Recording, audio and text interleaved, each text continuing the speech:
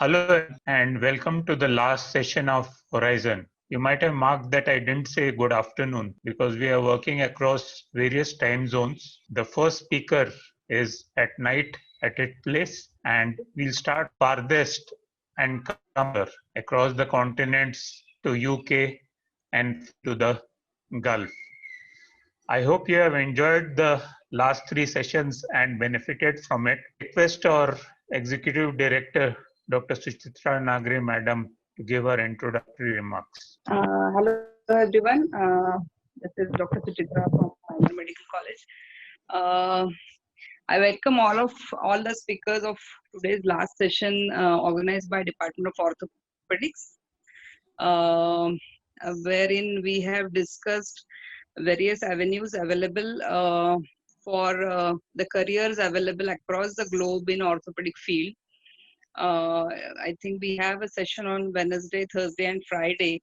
And today we are conducting the last session where we have the faculty from across the globe, Dr. Yadnik from UK.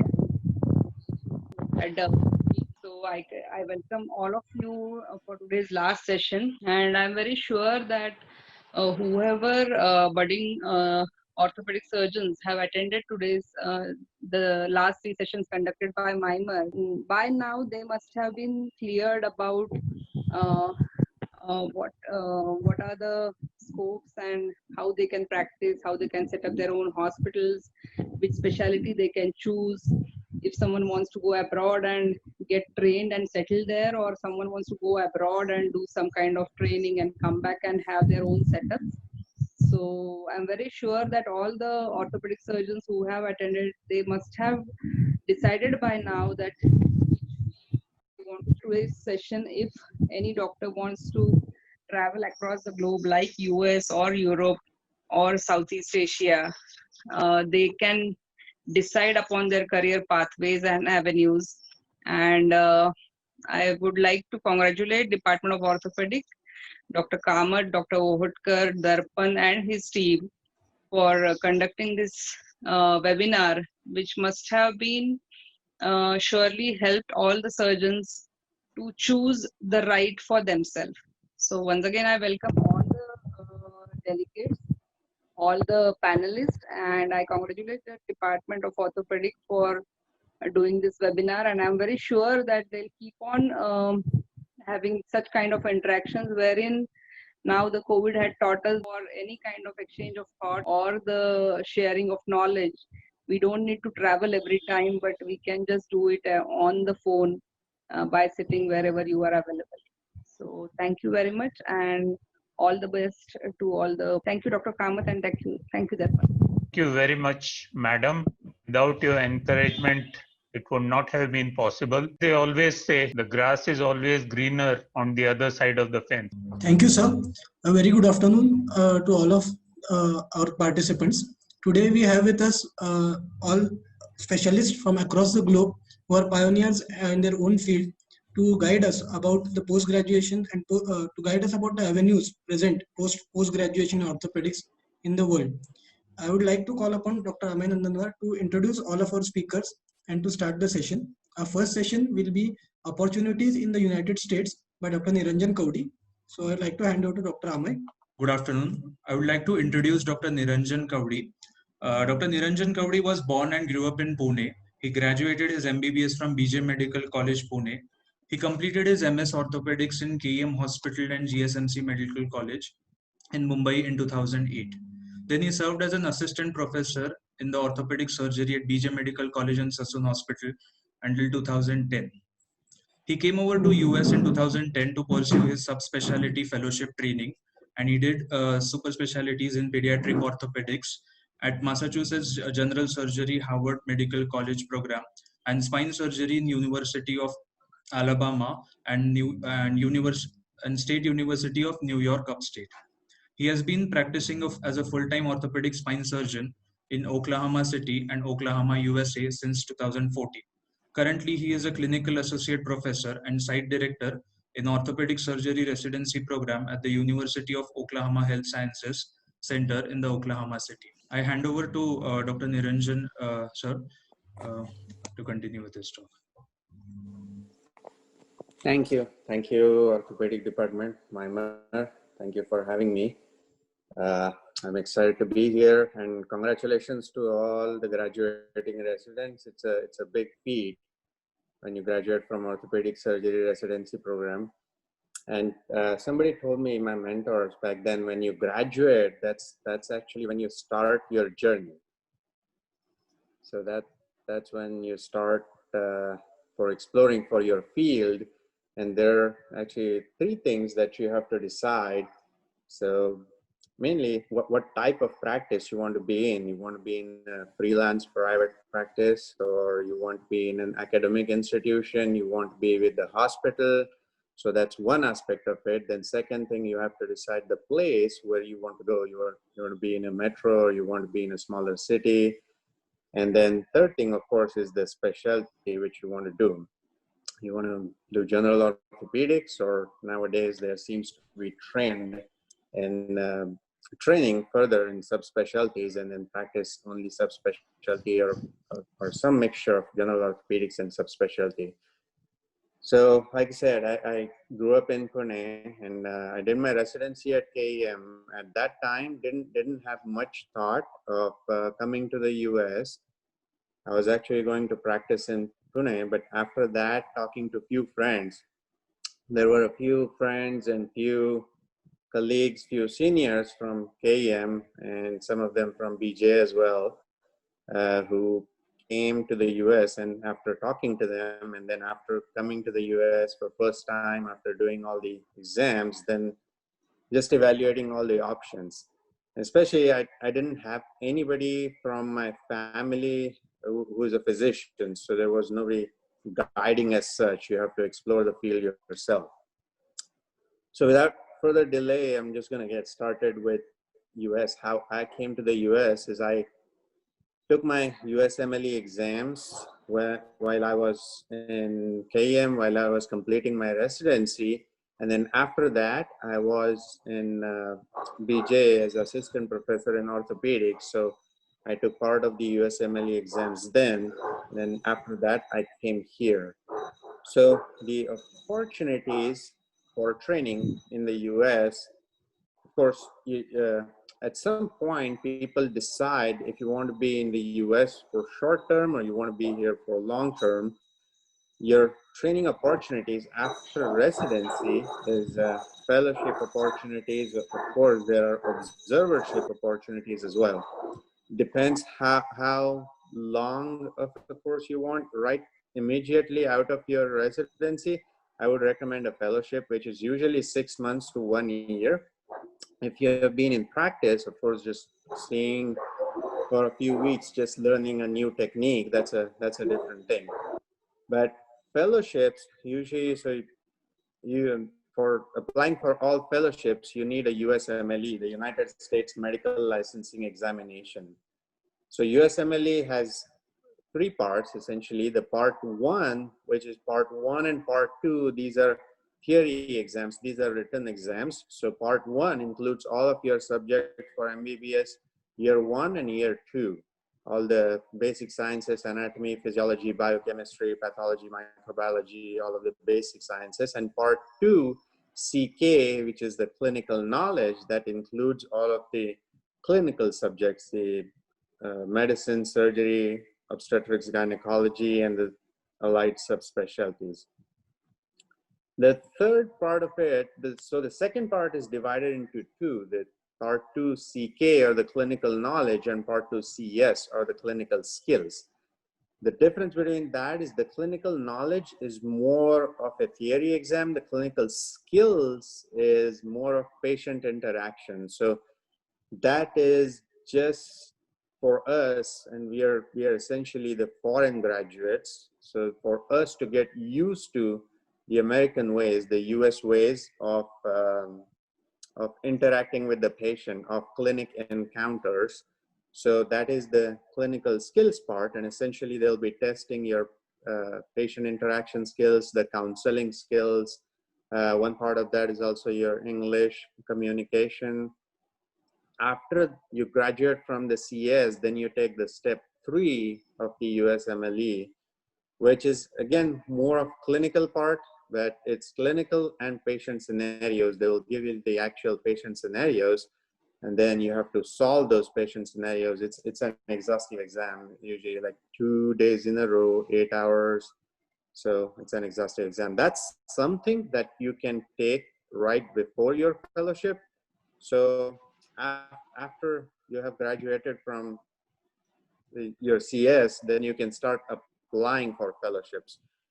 So how to apply for fellowships, that's the most important thing, the resources, because when I was doing my MS, I didn't have the slightest idea how to apply for any of the fellowships or how to go for further training. So USMLE is, you're just doing the exams, but that does not automatically get you qualified for the entrance into the fellowships. You have to actually apply for the fellowships. So the way to apply for fellowships, earlier it used to be you would apply individually for all the fellowships, but now you'll have to go through the process called SF match. So it's a San Francisco match. It's a matching board, and they will have all the applications, and you will be competing from people all over the globe. Mostly, of course, 90% of them are American graduates from orthopedic residencies, but people will come from all over the globe. And you applied it through the SF match, and then the timeline, usually, remember, if you want to get into the program in 2023, then you start applying now, you start preparing now.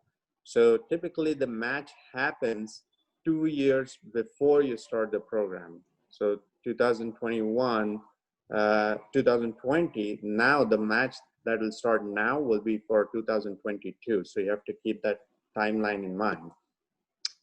Now, the SF match process, once you go through the SF match process and the program accepts you, then you got to decide whether you want to go for that program or you want to apply for post-match. Now, there are fine rules about that, what you can accept, what you can refuse, and then all of that you can find on the sfmatch.org, that website. So that will be your resource for all the fellowship match. Then on individual society websites, so when you decide your subspecialty, sometimes I have seen people coming here and doing different subspecialties. Again, it depends on what type of visa you have, but you can choose, suppose you choose joint reconstruction, then you can go on the AAHKS website, the American Academy of Hip and Knee Surgeons website, and they will, under the education section, you can find the information about all the fellowship programs. You can find the same thing about sports medicine. If you go to aofas.org, you can find about foot and ankle fellowships. On North American Spine Society, you can find about the spine fellowships. It's spine.org. So essentially all of these subspecialty societies under education tab, you can find all the fellowship programs. Now, getting into the fellowship programs, if you clear USMLE, of course, you have to have good scores, but that does not necessarily mean that you will be eligible. You'll be eligible to get into the program. Okay, well, I see questions popping up on the side. As soon as I'm done with this, I'll start answering all of these questions. All of these websites, I'll put in the chat as well.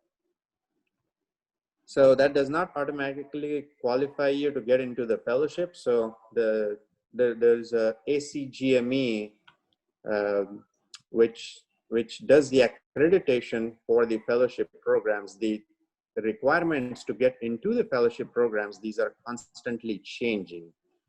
The entry point was a little bit more flexible, a little bit more open for foreign graduates. When I came here about 11 years ago, now some of the policies have changed. For example, for sports medicine, they have made it a little tough. So there's a body called American Board of Orthopedic Surgery, which is like our MS degree.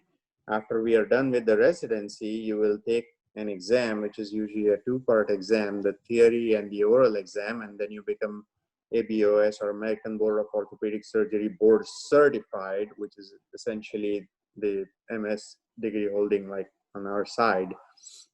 But some of these programs will require you to be ABOS board certified or at least eligible, meaning you should have passed the part 1 or at least the theory exam, which coming from our residency, that's impossible to write the American Board of Orthopedic Surgery exam. It's impossible because they don't accept our residency to sit for that exam. Some of the programs, so for example, foot and ankle, for example, hand, they have kept it flexible. Pediatric orthopedics, they have said that if you are board certified in your country, meaning if you have a degree which is MS or DMB and 3 years of residency, then they will look at your application. Sports medicine, to some extent, joint reconstruction, they're saying if you need to get into the program, you need to have American board certification. And some of the programs, for example, spine or oncology, they're a little flexible. They have said we will first prefer the American board certified graduates, but if not available, or if the foreign graduate is exceptional, then we will consider them for the fellowships. So that is your pathway to get into the fellowships. I'll put all the website names in the chat as well. Now, after your fellowship, of course, with the fellowships, the third thing, one thing is doing the USMLEs, second thing is qualifying through this SF match, and the third thing, of course, is more related to the immigration part, the visa part. So that we'll leave that part out. It's not related to the medical field, but that's one consideration additional that you have to give, especially these days with changing policies. So once you get into the fellowship program, the way you decide is some fellowship programs have got more of research, some will have more of clinical, and depending upon how much of operative experience individual fellowship offers and what your long-term goals are, if you want to stay within the US or you want to get a subspecialty training and then go back to India and practice in some city in India, what you want will entirely depend on that. And once you graduate, then you decide your further course of action, what you want to do. Now, who has said in the past that American Board of Orthopedic Surgery certification, if you graduate from the fellowship and you have been practicing in the US for some time, then they have, of course, several criteria for that, but then you can apply for American Board of Orthopedic Surgery board certification. And that's absolutely critical to keep practicing within the US. That's considered like equivalent like our MS degree. So you won't be able to practice longer term without that. So this is essentially the brief view, and I'll open it to questions. I want to actually get more questions, and I'm pretty sure many people will have. Okay, the websites, yes, I will put them in the chat box. Till what extent is the role of research and publication to get eligible for the USMLE program?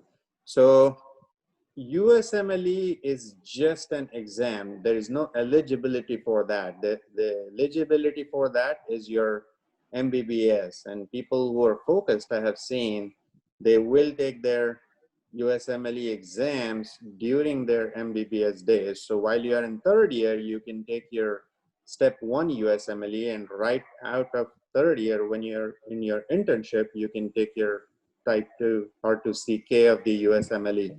So there's no eligibility or any qualification required for just taking the USMLEs. You can take the USMLE anytime. The research and publication, that's something they will look at when they pick you for the fellowship. So of course, if you have research, good quality research, you will have higher preference. That's something that's valued, and that's something they will give preference for. Also, some people, what they will do is they will come to the US first for research fellowship. Even before taking their USMLEs, they will come to US just for the research fellowship purposes. You can get these fellowships for 3 months, 6 months. Again, the information for these fellowships you will find on individual subspecialty websites, their society websites. I will put those in chat.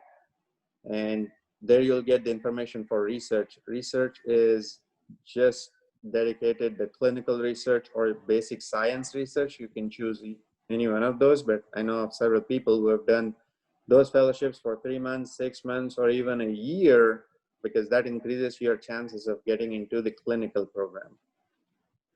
But yes, that's for entering the fellowship program. That's not necessarily just for taking the USMLEs.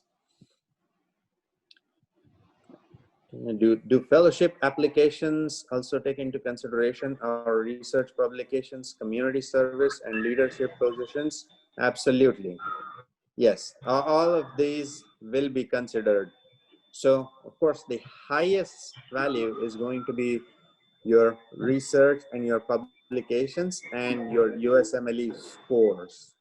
Those two will be your highest ranks. But yes, if you have served, say in Africa, if you have done mission trips, that will be counted. Yes, if you have leadership positions with the high level organizations in the orthopedic field, yes, that will be counted.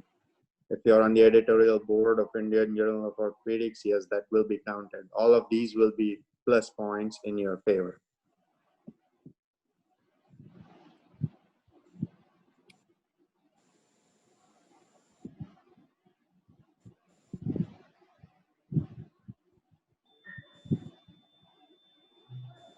Thank you, Dr. Niranjan, sir, for this wonderful talk. If anyone is having any questions, you can please ask. Hi, hello. It's nice to Just see want to ask. your faces. Hello, Zamkar sir. Hello, Swapnil. Niranjan, after a long time. Yes, very yes, yes. nice. Hi, very good. I'm very much. Yeah. He's a mentor for me. Niranjan is my mentor throughout my MBBS and MS, and I know what he speaks is really a golden word. So just all the residents just listen, and what he advises is true and opt. How are you, Niranjan?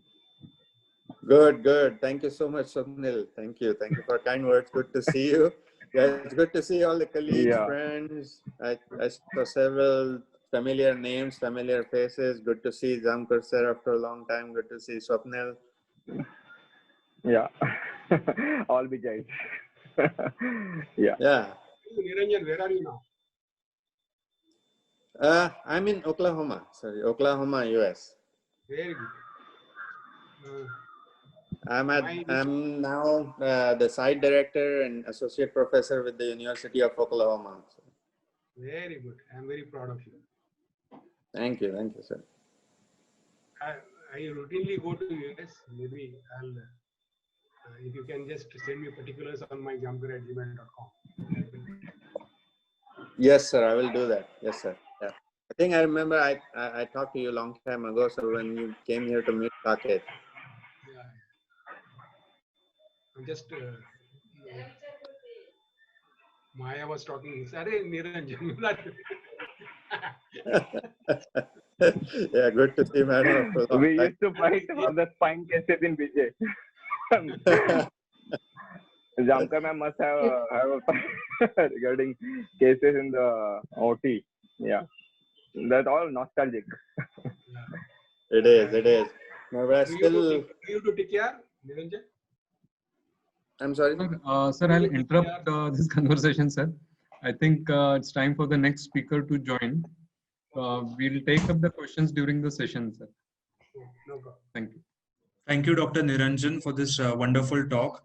It's indeed a good inspiration for us, and regarding how to apply for fellowships in the US and how to get into the fellowships, and also guiding us for the visa requirements. Coming to the next talk, it is by Dr. Umesh Nagare. Dr. Umesh Nagare graduated his MBBS from BJ Medical College and Sassoon Hospital in Pune in 1988. He completed his orthopedic post-graduation training from the same institution in 2002. Subsequently, Dr. Nagare, he went to the UK for further training in September 2002. Initially, he worked in Queen's Medical Center, Nottingham, in sports medicine for 1 year and obtained his MS Sports Medicine degree from University of Nottingham, UK. He then received Queen's Award and later joined in Southwest Thames as orthopedic specialist registrar training program at St. Thomas Hospital and Guy's Hospital in London. Dr. Nagare completed his MRCS in general surgery from Royal College of Surgeons, England, at London and UK.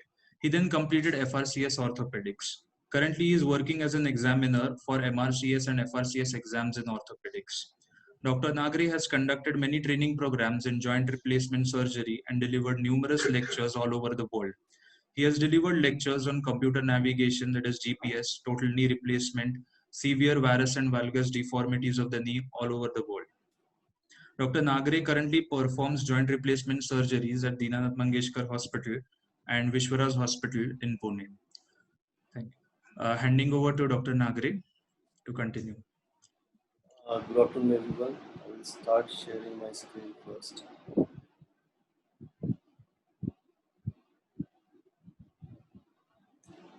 Before I start, I would like to thank you, Orthopedic Department of Myanmar Medical College, for giving me opportunity to share about my experiences and about the MRCS exam and talk about the orthopedic training in UK. Am I audible to everyone? Hello. Yes, sir. You're audible. Okay. So there is a vast difference between the US and UK training, as you may have seen that Niranjan has mentioned. And here in UK, there are lots of pathways are there to enter into the training programs, and we will discuss about that in second lecture. But the first step, because lots of candidates or lots of delegates who are attending this session, they are doing MS orthopedic, or they are in they have completed MS orthopedic and they want to go for abroad for further training. So the first step is cracking MRCS. I will not say cracking MRCS, but I will say that how to pass MRCS. So as an examiner, we have seen candidates preparing for MRCS and how they are making the mistakes and why they are failing during the MRCS examination.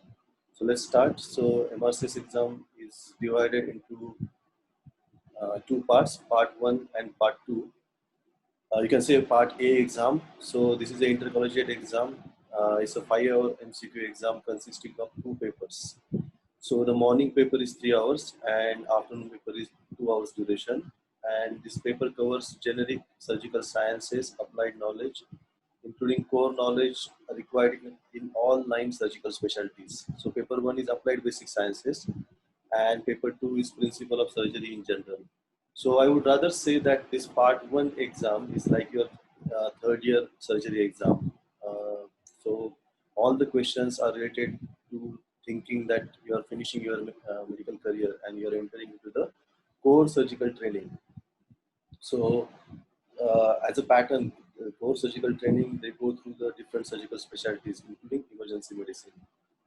So to achieve a pass in part A, candidate will be required to demonstrate a minimum level of competence in each paper and exceeding the pass mark set for the combined total mark of part A. So candidate may attempt to pass the part A of MRCS exam 6 times. So 6 times they can give the exam. But don't think about that. You can pass this exam in first attempt very well with your preparation. So syllabus is given on the website, but I will just go through this. This is basic sciences. Then there is common surgical condition, surgical skills, then management of surgical patients, perioperative care, surgical care of pediatric patients, management of dying patient, organ and transplantation, and the behavior and leadership skill. So I have divided this part A into certain steps. So you should understand what MRCS part A exam, what is MRCS part A exam, you just seen, and which college you have to choose.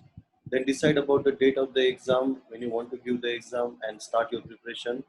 Then choose your study resources. Join the various Facebook and Telegram communities where the students and senior, they are helping each other. So on Telegram website, I have added lots of books also. So you don't need to buy the books. There are lots of books are in PDF. Then revise what you read and hold on your nerves in the examination hall on the exam day, and don't do the silly mistakes. So understanding which college you want to choose. Right now, MRCS is an intercollegiate exam when we are given the exam, there were different colleges, like Royal College of England was conducting separately, then Edinburgh was conducting separately. There are 4 Royal Colleges are there. England, Edinburgh, Glasgow, and Ireland. So now it's a common exam. It's a same exam. It's an intercollegiate exam, and it's crucial milestone for surgical career in UK because it determines whether the surgical trainee possesses correct knowledge, skills, and attributes to complete the basic training and to progress to the higher level of specialist surgical training. So this is a very basic exam where you can diagnose the patient, you able to manage the patient very well, and you can transfer the patient to the correct surgical specialty safely.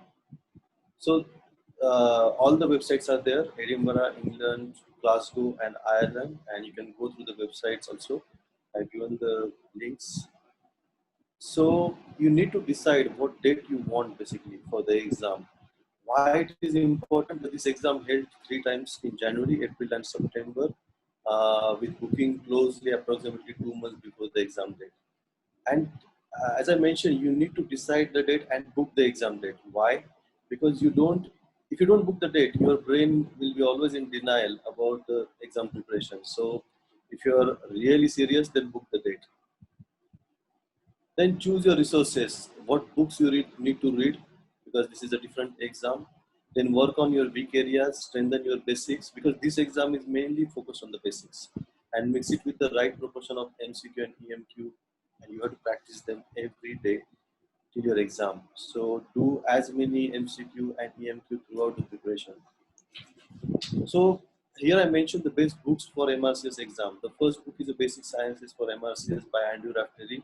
This book is a Bible, okay? So if you read this book by heart, this will help you throughout your career, even after when you start practicing any field, whether it's a cardiothoracic or neurosurgery or orthopedic, because MRCS is a basic step where you can go further for the higher surgical training, like you can choose any field, like neurosurgery, urology, but you have to have an MRCS exam or MRCS degree.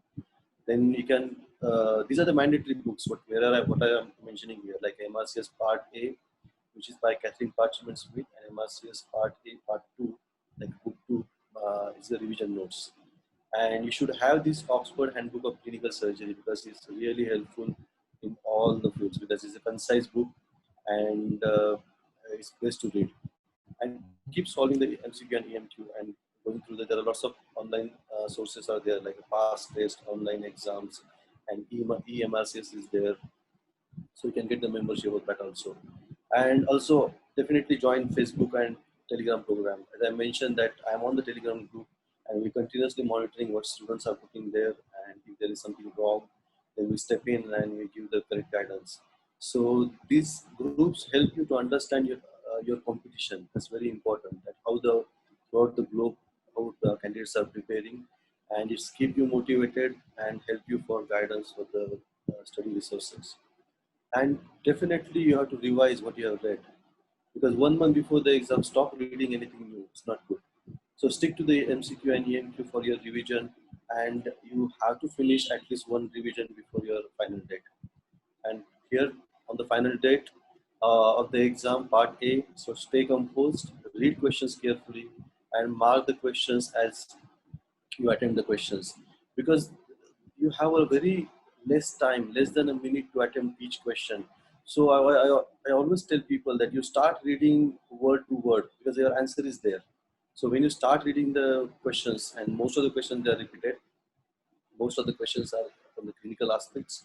They are not like tell me this syndrome or tell me this characteristics or something odd, which they ask in our exams. This is very simple questions, but they're tricky. Avoid silly mistakes, then keep your sense of working, because you have to finish the exam and you have to finish all the questions, because you are attempting 180 questions in less than 2 hours. So don't get nervous, and if you study well, you will definitely clear this exam. So fine, you have done the Part A and you're going for Part B exam, which is the OSCE exam. It's a very structured exam where, because we don't have a habit of OSCE right now, but I have seen this year all DNB and surgical exams, like a university exam, they're moving towards the OSCE style. So in this OSCE is the objective structured clinical examination, and this OSCE consists of 18 examination stations, each of 9 minutes duration.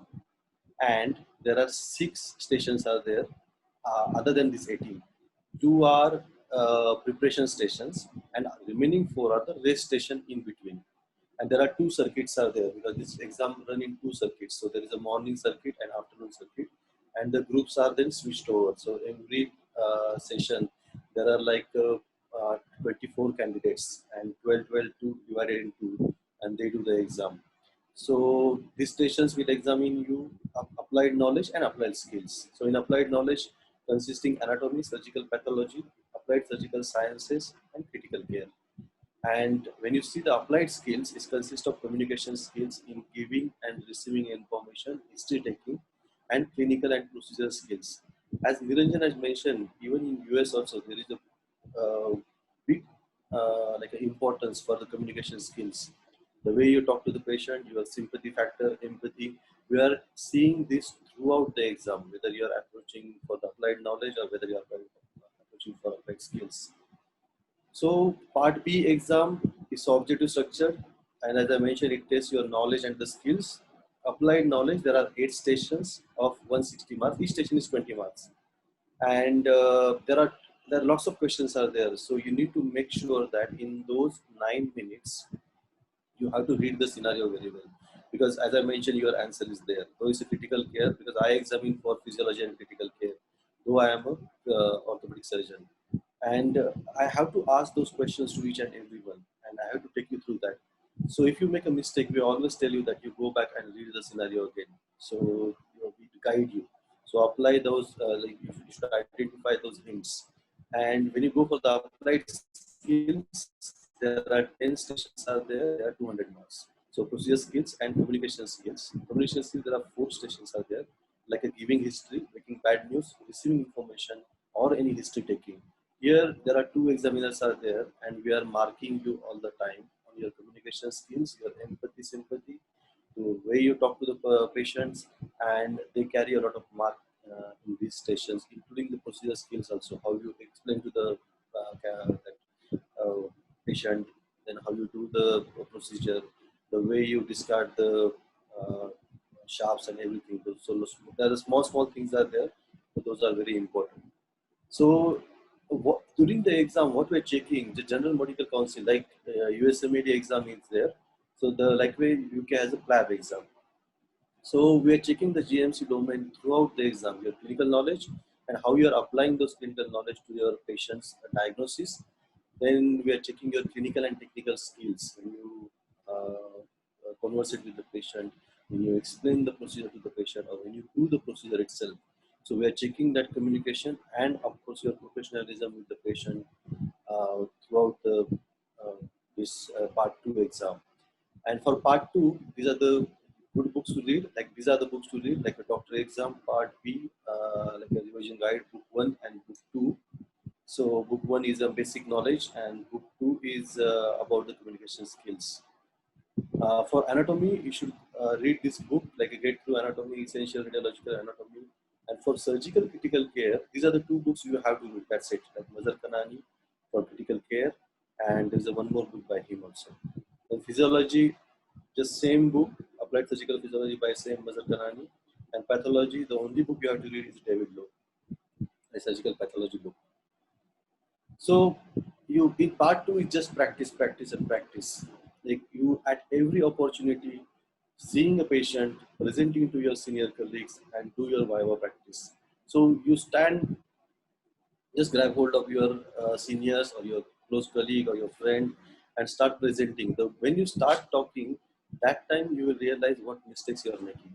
That whether you are doing the history in 6 minutes, clinical examination in 6 minutes, because there are certain stations we have it's mentioned that okay, 6 minutes for the history taking or 6 minutes for the clinical examination. So don't waste your time in talking to the patient, because it's straight to the clinical examination. Introduce yourself, talk to the patient, identify yourself, check identity of patient, and then you start doing the examination directly. Don't waste your time on history. So we have seen that so many times. And deliberate practice is very important. Listen what you're saying and think over it. because in communication, when you're talking to the patient, you should not use a lot of medical jargon like anemia and your hypertension, or common words are fine, but you should not say hernia, because lots of people will not understand that common hernia word. It's not that common. So you say that is there a swelling in your groin. So that's very important. And you should have the study groups. Part A or Part B, formulate a group and you study, because you identify your weaknesses before the exam. Your colleague will tell you. It's the best way to practice. It's the best way to get feedback or give feedback and learn from the others. And you have to revise, revise, revise, and prepare for the specific scenarios. So this part 2 exam is not like our own clinical practice, what you're practicing in India. There's a vast differences there. So I definitely advise you that you should go for some MRCS YOC course, part B and get orientation of exam. That's very, very important, because we have done this course. I have done the St. Guys and Thomas's course, and it helps you a lot. It gives you total insight of the exam. Right now, like-minded examiners, 10 or 15 examiners, we came together and we have started this MRCS bioapplication course, which is exactly 2 days course, and we grind the candidates through this. Ideal time is 1 month before the exam, so you will understand that what are your weaknesses and you can work on that, and you will not have any fear when you appear for the exam. So in summary, don't underestimate the communication skill element for this examination. It's one of the most important things they are checking, even if you think that your communication skills are good.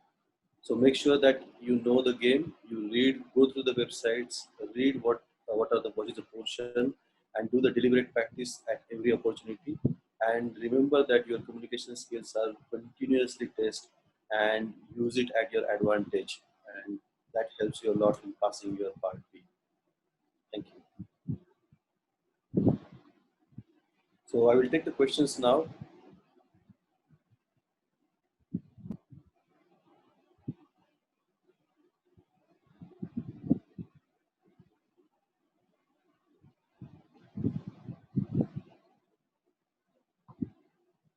Hello.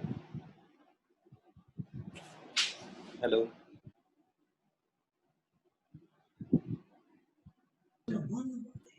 Hello. Thank you, Dr. Umesh Nagare, for giving us Umesh Nagare, sir, for giving us nice guidance in how to crack MRCS. If anyone from the audience has any questions, you can please ask or type them in the chat.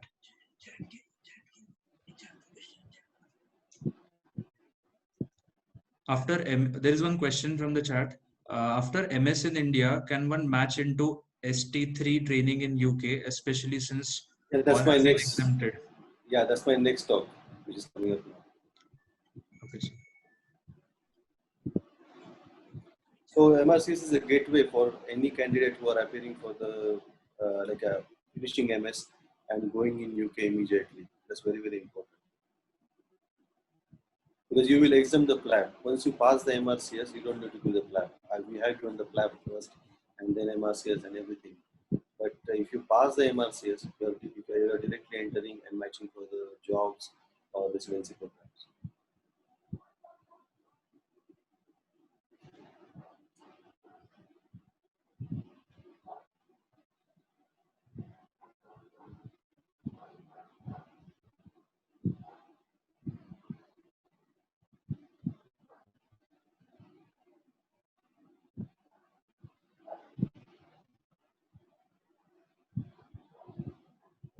Hello. Hello. Good afternoon, sir. Good afternoon. Sir, Sagar from Maiman Medical College, sir. Sir, does Brexit affect chances for any in examination of MRCS, sir? No, it has increased the chances. I would rather say the other way. Because of the Brexit, there are lots of jobs are open now. Because European Union candidates, they are out now. They're competing. Initially, they have just walk in and just getting the jobs. But because of the Brexit, there are lots of jobs are available right now. Lots of training opportunity. I can tell you one thing. Because I am on the interview panel also for the international candidates. So last year, out of 400 for junior level job, we appointed almost 320 candidates from India. You can imagine, almost 80%. And for the senior level or ST3 level job, there were applications of almost like 350 jobs were there, and almost half like a 165 or something taken up by the Indian candidates. Whether it's urology, surgery, orthopedic surgery, or neurosurgery, anything. Thank you so much, sir.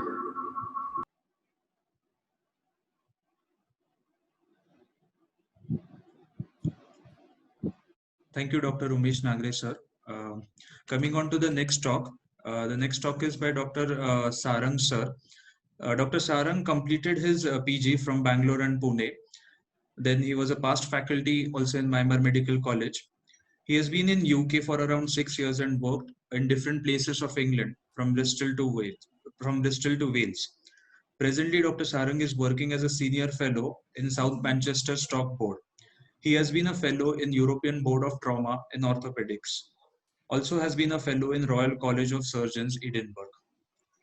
Dr. Sarang sir is presently also a representative of Surgical Specialty Board of Royal College, Edinburgh. Handing over the next talk to Dr. Sarang sir. Hello, good afternoon, everybody. Can everyone hear me? And is my screen visible? Hello? Hello? Am I audible? Hello? Yes, Sarang, we can hear you. Right. Good afternoon, everybody. It's But nice. we can't. Do you have any slides? We can't see your slides.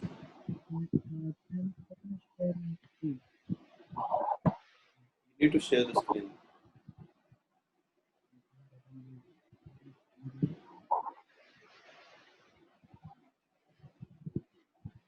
Can I share my screen now?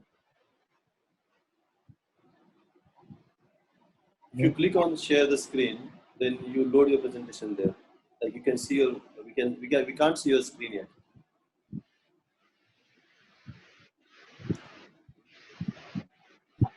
Anyways, I don't think a screen would make massive difference as such. I'll try doing that as we talk. You know, take much of the time as such. So I'm Sarang. I have been an ex-faculty at Myanmar, and it's such a great thing coming back and talking to you all. So the first and foremost thing I feel, my topic itself is slightly kind of a bias. I'm being told to talk on challenges in UK practice. So I might, you might feel me a bit biased talking about only the drawbacks of coming to UK, but don't take it that way. I think you got to, Dr. Nagare has told in a great deal of how much opportunities UK can provide. But at the same time, you should know what are the slight kind of roadblocks which will hit and something that you'll have to negotiate as you come to UK. So first and foremost thing, I think it's quite important to know how UK and India training is different. In India, you do about 4 years or 5 years of undergraduation, and then you go on to do MS after 1 year of internship. As against this, in UK, you do about 5 years, 5.5 years of undergraduation, and then you get on to something called foundation training. Now, internship, that's equivalent to internship in India. And foundation training here is 2 years, which is quite extensive. In first year, pretty much F1, as it is called, first year foundation people, they are based in wards. But from F2, they pretty much take on any referrals, whichever specialty they are in, right from the beginning. And that's quite a challenging kind of environment they are put into quite early on. Now, this is not the case as in India. Hello. Hello, am I still on? Yes, sir. Sarang, you are audible. So this is not the case in India. So this is one of the basic differences I feel, which counts a lot as you go on to work in UK. Our experience slightly falls short immediately after MBBS. Now I know you all have passed MS, and that might be a different story. But at the same time, when you start any job in UK, you are expected to know the basic stuff, and that's quite considered a very essential aspect. And a simple example is if you start on a junior rota or a junior or a middle grade rota, if there is a patient who's desaturated on the ward, if there is a patient who's unresponsive, you're in the front line, and you got to organize your resources and work accordingly. Now there are pathways, no doubt about it, but it sometimes feels quite challenging because we are not exposed to that kind of environment back home. So this is one of the things I feel is a challenge. We all have gone through it and we have negotiated it. It's not undoable, but it is sometimes a bit stressful to begin with. Second thing I feel is what is NHS in itself? NHS itself is a massive institute. Uh, the good part about NHS is it's extremely standardized, meaning if you work in one part of UK, then you're pretty much considered a person who knows about the system and who can work in any other part of the UK, be it a big hospital like a tertiary care hospital or a DGH, which is usually a smaller kind of hospital. So getting first job is sometimes a bit difficult. There are plenty of jobs, as Dr. Nagare has said, but first job is slightly a hurdle, simply because the references we give or the experience we show, GMC, which is a regulating body in UK, can't verify them directly. So that can be seen as a roadblock. Once you get your first job, whichever specialty it is, now obviously you'll be looking into orthopedics, but whichever specialty it is, that then opens a wide gate where you can then negotiate yourself into different jobs. But getting a job is a mandatory requirement to begin with. Now, one of the big, what can you say, roadblocks or hurdles which most of the people after coming here have faced is progression. How do you progress in UK healthcare system? Now, NHS, as I've said, is a huge institute, and they have always required international graduates to fill in service posts. And by service post, we mean they're given a job, they have to do the job, and that's it. They're paid for it. Now, having said that, we always want to progress. We always want to get on to some sort of subspecialty. We always want to practice individually as a consultant in a subspecialty, and that can become a problem if you're in a service-oriented job. There are two ways of progression in this country. One is getting a training job, which is ST3, as most of you know, and there is a non-training job. Training job is about 6 years from ST3 to ST8, as they call it, and it involves rotating into different specialties. Now, I think Dr. Nagare is going to talk about it a bit later. That is a sure short way of progression where you are assured of a job afterwards, and then you are assured of doing fellowships and stuff like that. But getting into training is a bit difficult, and as someone rightly pointed out, having experience, too much of experience back home can work against you. In fact, during COVID times this year, ST3 interviews, face-to-face interviews were absolutely cancelled. And because of that, all they looked into was a CV and what all have you done over past few years. Now, what GMC looks into if they want to train people is they want people who have obviously gone through their foundation training and core training, and they shouldn't have more than 18 months of orthopedic experience. As soon as you have more than 18 months of orthopedic experience, they consider it slightly negatively and they start deducting points. That's where most of my friends here who have been trying to get into training lost this year, which is kind of a shame because unfortunately, more experience is not looked favorably in here, but that's how it is. Now, having said that, if you can't get into training, then non-training is not somewhere where you cannot progress, but it is something which you have to make a special effort on your side to ensure that you make progress in the right direction. We also call it self-directed learning, which means you have to make sure that you attend courses, you get everything signed off from your consultants. That sometimes is a bit of challenge because they are not obliged to do it as they would do with any training post. But it's always helpful to have a helpful department and you can get through it. Most of the people here, I'd say 70 to 80% of the people who come here do get into non-training jobs and then negotiate their way upwards by collecting data by themselves or collecting evidence by themselves. Again, one point to remember is UK is a system where they strongly believe in documenting everything you do. If you've done anything different, then they want you to document it, get it validated by someone, and that becomes an evidence.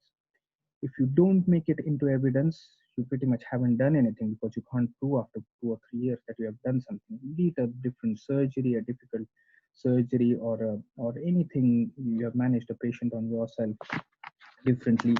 Make sure that you make assessment out of it and get it signed. That's how non-training jobs can help, but at the same time, you need to make sure that you keep collecting evidence.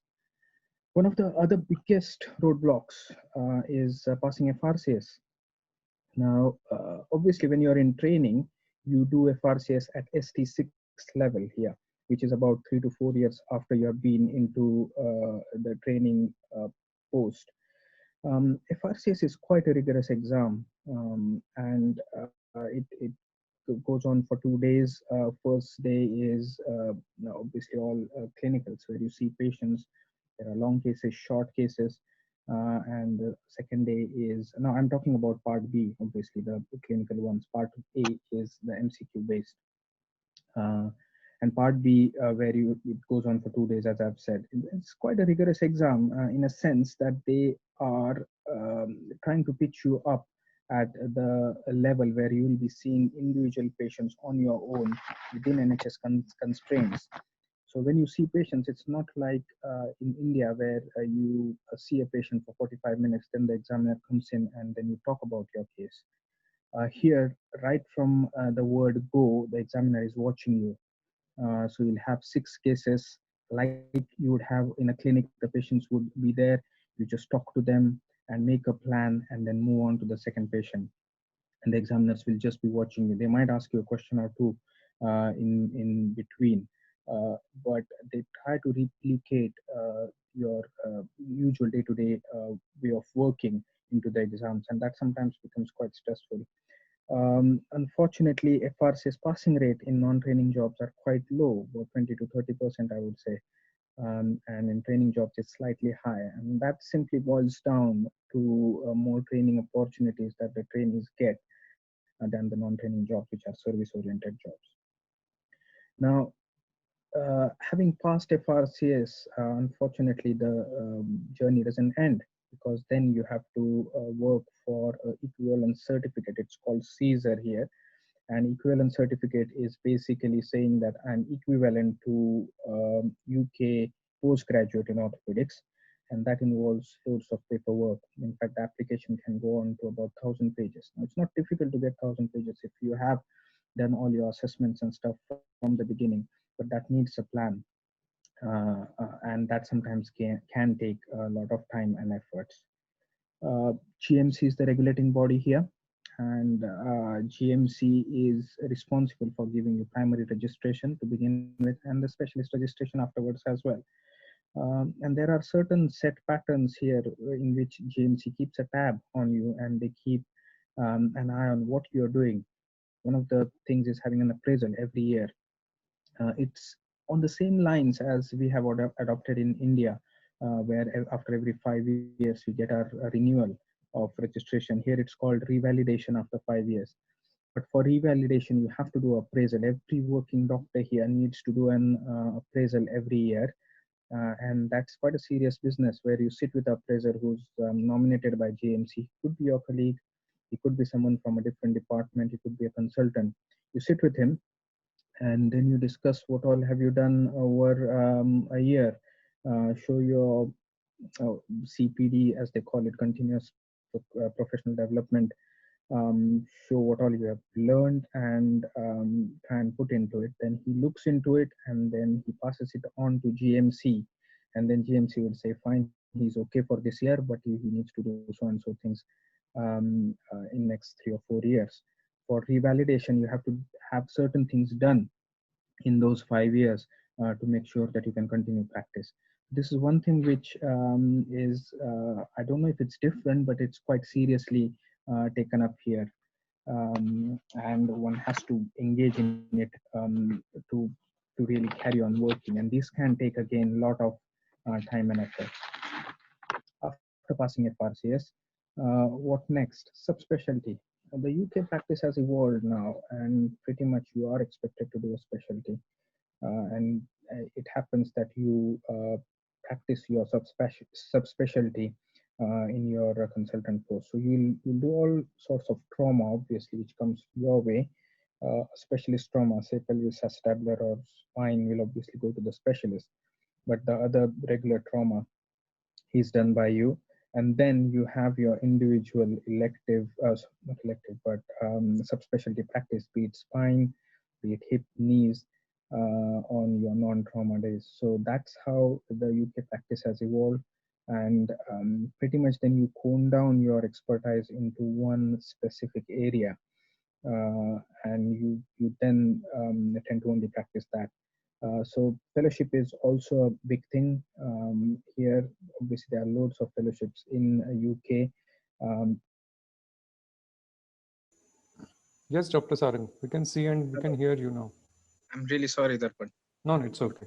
Yeah, I can understand. So fellowship is a big thing, and getting a fellowship straight away from India, as I've said, it's not impossible, but it might be slightly difficult. Again, for the same reasons that they don't know you much, and fellowship still involves working individually and doing emergency surgeries and stuff like that. So if they have no way to check your competencies and stuff, then they'll be a bit hesitant.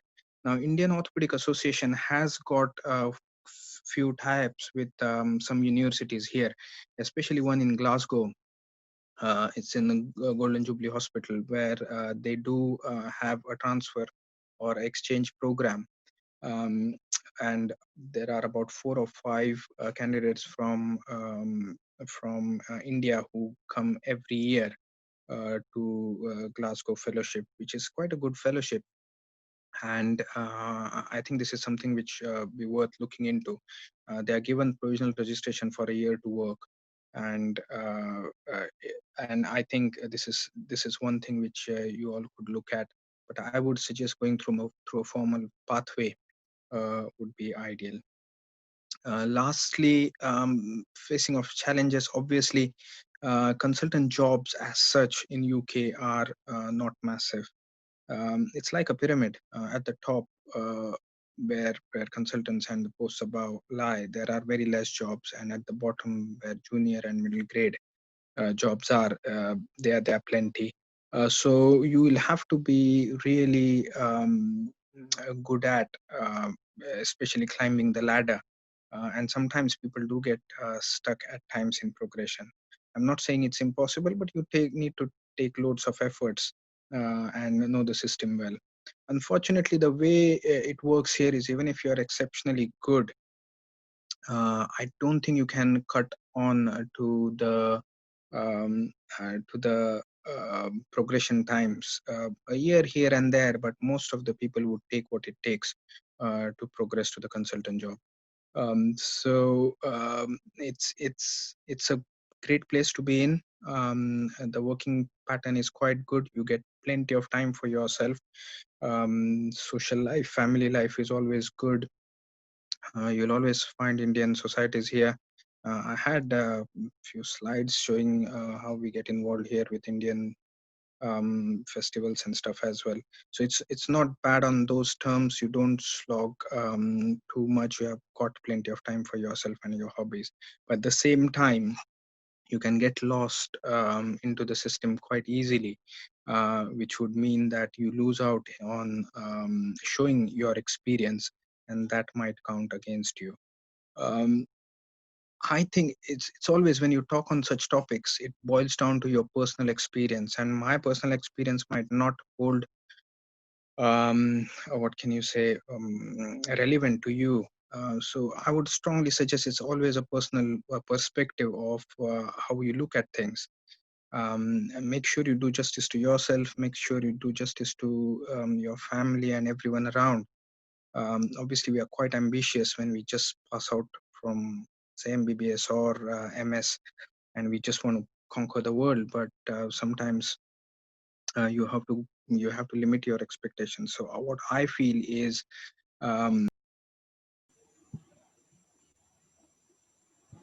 Good afternoon, Jamkar sir. Would you like to give your input, sir?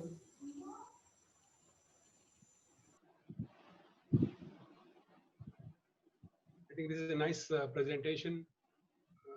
I'm extremely proud. Almost all of them are my students, and they are marching on the Ashwamedh horse in England. So at the end, they are doing this country as well as BJ Medical College very proud. So I'm proud of them. Especially everybody is doing great work there. I had an opportunity to spend 1 year in UK where I did my fellowship in transplant surgery in Freeman Hospital in Thessala upon Tyne. That was in 1996.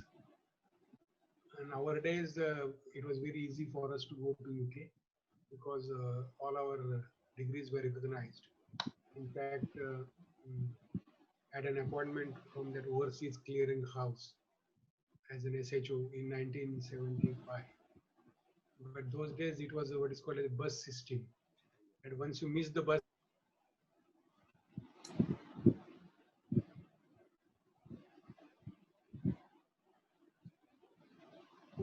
I thought let us do MS here and then go. And then say went up. Anyway, I think this is very nice opportunity for all of us, especially our students. I hope all of you are members of BAPIO. Are you, Niranjan? Unmute yourself. No, sir. Yeah. There is something called as a British Association of Physicians of Indian Origin. And I happen to collaborate with them. In fact, through BAPIO, all postgraduates who completed their degree can directly get appointment in NHS hospital for as a registrar. So anybody who is interested, they can contact me and send you there. In fact, now BAPIO in collaboration with Symbiosis, we are starting a MRCP program where 2 years they would spend in India and 2 years they would spend in UK. So that's also another opportunity. But for through BAPIO, you could get all residents who have completed MS can get registrar's post. Maybe they may not get the choice, but then we'll definitely try. Dr. Umesh Nagare, who is the president of BAPIO, is working on this. And because I had several occasions to collaborate with BAPIO, in fact, through MUHS, we had a program to train, say, Government of Maharashtra Medical College lecturers for 2 years in UK, and then provided they come back and they serve the country for another 5 years. But that program didn't say take flight because of some government MOUs and all that. But anyway, I think at present there is a lot of opportunity. So anybody who is interested, if they contact me, I could help them to get some post in UK. I think let us congratulate Darpan and the Department of Orthopedics for organizing such a nice program. So thank you, Darpan.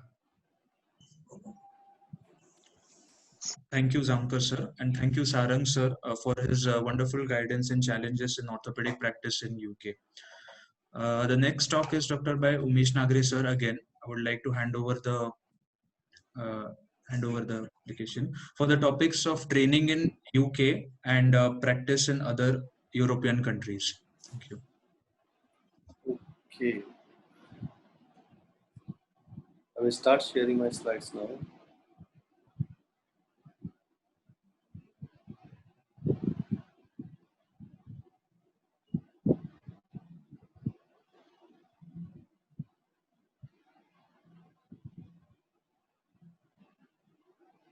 Can I start? Hello? Yes, sir. Yes, sir, you're audible. Yeah, good afternoon, and thank you again, Medical College Orthopedic Department. So Sarang has given the insight about the orthopedic training, and I just want to emphasize on the ways you can enter into the training because there are certain loopholes are also there in the system. I will not say loopholes. It's mainly the you should know these places where you can stand, where you apply. You should apply to the correct post. That is very, very important because I have seen people getting lost into the system and they just don't know what to do, and they're changing the profile, changing the career plans. Lots of my friends have become GP, or certain friends have changed the career, become radiologist, and something like that. So obviously, I will talk on the orthopedic training in UK now.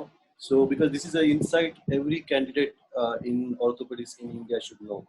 So definitely, our world, this is orthopedic is one of the most competitive surgical specialty for training, like radiology and anesthesia all over the world. And you need to prepare for this tough competition. As Sarang has mentioned, that there is a competition everywhere. And it's every step you're competing with so many graduates, local graduates and foreign graduates. But it's not certainly within reach. It's certainly within the reach. So the steps to work in UK determine your long-term goal, as everybody has mentioned. Even the first speaker also mentioned, Dr.Kavadi. Then get registered with the GMC, find a suitable job according to your experience and what you want. Then obviously obtain a visa and start working in NHS. So determine your long-term goal. What do you want to get out of like coming to UK? That is very, very important. So there are three choices are there. I have divided into three. Like become a recognized UK consultant in orthopedics and practice there. If that's your long-term goal, there is a separate path. Then work long-term as an orthopedic surgeon in UK without becoming a recognized consultant. That is a SCC grade or staff grade we say. Or then complete the UK orthopedic surgery fellowship, gain a UK experience and come back home.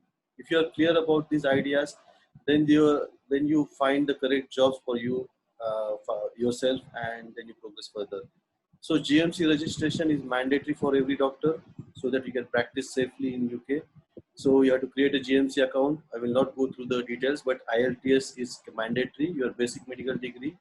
And if you have any MRCS or FRCS certificate, then you can submit that. You have to have an internship completion certificate, and you should have a certificate of good standing from your local medical council. That's very, very important. Mainly they take it from the Indian Medical Association.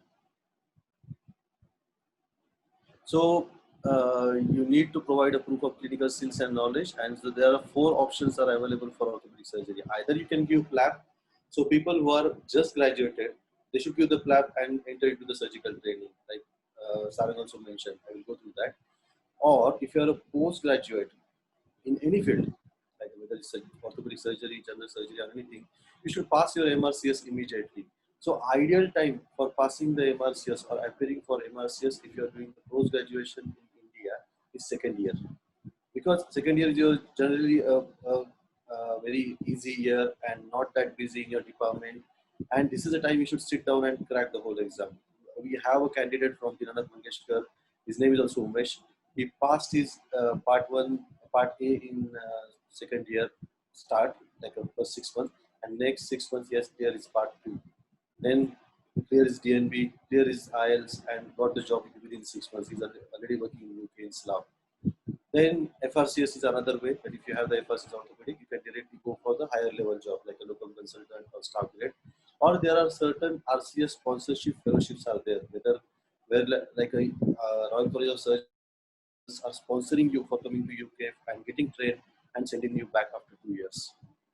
So as Sarang has mentioned, you should find the suitable job. That is very, very important, which is a tough thing. Finding a suitable first job, because 2 main questions you have to consider when you're looking for the job. Like, do you have the right training and experience for the job? As Sarang has mentioned, once we finish the MS, you are overqualified because you have worked more than 18 months in your orthopedics. But I will say one more thing that I have been guided through this, that what you do, this is a hint. When you make your CV, when you show your 6 post, so you have to show your 1 post as an emergency medicine, because definitely you work in emergency medicine, handling the complex orthopedic trauma initial phases, and then you can mention your subspecialty training in orthopedics when you make a CV, because there are point system is there in UK. When you submit your CV, there is a point system that you have an audit, you have a research, you have a experience in neurosurgery, you have experience in plastic surgery, and you have experience in vascular surgery and emergency medicine. So during my career, I have done all these 4 jobs, and that helps you a lot because there is a point system is there, because neuro has 5 points, plastic has 5 points, and vascular has 3 points, and emergency medicine 2 points. Because if you have research and publications and audits, that helps you a lot. And try to work on your this audits presentation and your publications during your residency when you're in India, if you're doing the MS and thinking of going to UK, because if you have a publication in international journal, that counts a lot. And second question you have to ask is, will it lead to my long-term goal, like whether I want to become a consultant or I just want the experience, I want to go back, something like that. So that you should find the job that is not jeopardizing your long-term goal. So the certain tips are there. If you haven't completed your internship overseas, then only option to join is 2-year UK foundation program, as you mentioned, as a first job. Then you just get F1, F2, then you apply for the core surgical training like ST1, ST2, and ST3. It's a successive training, like you don't need to come out. But it's ST1 to ST8, and you choose your career. And after ST2, once you've done your MRCS, you have a choice to diversify your career, that I want to go for the trauma and orthopedics, or I want to go for general surgery, etc. like that, and you can choose about your career. And just make sure that you don't make yourself overqualified for your target specialty. That's very, very important. What happened? You finish your MS orthopedic here, and we are more comfortable in working in orthopedics only. So, as Sarang has mentioned, that there are certain situations, there are emergencies are there, and patient is desaturating, you are doing the ABG. And as an orthopedic surgeon, including me also, when I seen the first ABG, it was blank. Just certain numbers are there. And you're looking, you don't know what is metabolic acidosis, you don't know what is acidosis or alkalosis, or what patients is going through. Definitely their help is there during the engineer or colleagues or anesthetic is there, but you get fumble that time, but we all get out of this. So there are certain things you need to make sure when you are doing the training in India. The ATLS course is mandatory. There are points are there. Then basic surgical skills is also mandatory during their training. So it is also need to be done. And you should do the AO fellowship, the basic training from AO fellowship training course. So that is very, very important, because that is one of the things they see when you apply for the ST3 job. So that's the thing, you should not make it overqualified. Then ideal first job include the, see when you're going for the, after the doing MS orthopedic, then you should, though you get a non-training post, don't worry about that. You apply for the, because that's an entry point, and you have to get certain post during your, to enter into the UK or to enter into NHS. So non-training post should be the flexible one, where you are working as a non-training junior grade doctor for 6 months. You get the experience of the ward and what's happening in the system. You get acclimatized to the system, and then you progress towards your middle grade job. So there is an adjustment period is there, and all the trust right now when you employ the people, all the trust we are giving this chance to the candidate, that when we ask them, are you comfortable in working directly for the senior level? And if they say no, then we make sure that they will work at the junior level first. Obviously, visa and immigration, they're changing every day. But right now, tier 5 and tier 2 visas are there, and our friends will guide, but you go through the immigration website. So how to reach a long-term goal? The good thing about UK is there are pathways are very flexible, and there is a lot of options are there. So though your non-training jobs are there, as Sarang has mentioned, there was a working time directive, European working time directive, where you can work only for 48 hours. And this has started, MMC has started there is a ISCP is there, Intercollegiate Surgical Curriculum Program. They started these assessments like a CBD, then the PBA, like a procedure-based assessment. So, though you are in non-training post, my advice is you register on the Edinburgh website or ISCP website and keep doing your docs. That doesn't matter. You can catch hold of your consultant and surgical docs, present the cases, and get it assessed. That is very, very important. What happened in training post? When you are in training post, everything was mandatory, and it was mandatory for the trainer also. and it was mandatory for the trainee also that you have to finish this. So make sure that during your training, don't get disheartened and keep your goal focused and keep doing all these things. Make sure that in India, when you're doing the training, your logbook should be updated. And if you want to register, the elogbook.com, which is a Royal College website, Edinburgh website, you can register there and keep adding your cases there, because it's very formalized, and you can just take a printout at the end of your 3 years and submit to MUHS, or you can use this for the GMC also, or your orthopedic jobs also. It's very concise. So your goal one is become a consultant. I want to become a consultant and stay in UK, or I want to get CCT, Certificate of Completion of Training. So if you want to be eligible for apply for the permanent post in NHS as a consultant, you need to be on the GMC specialist register. Like you get a general registration first, then you apply for the first job, and when you finish your FRCS orthopedic and have a training, then you become a specialist register. So what are the entry possible routes are there? CCT is a through and through. You just get into the training and you come out of the training and you get CCT. Then CESR is there, and there is CESR CP is there. We will go through that. So CCT pathway for the international medical graduate. I'm only considering international medical graduates. It's a best for the new graduates, like a fresh students finishing their MBBS in India and going to UK. And they have finished the plan, they have to do the plan. Or they can finish the MRCS within 1 year, and they should apply for this post, because they are the most new candidate, and entering into the system is very easy for them. And if you have more than 18 experience in surgical specialty after internship anywhere in the world, then you will be deemed overqualified for CT1 job, which is a ST1 job, and you cannot pursue the career for CCT route. So in these circumstances, you must go for the other routes. You will see that.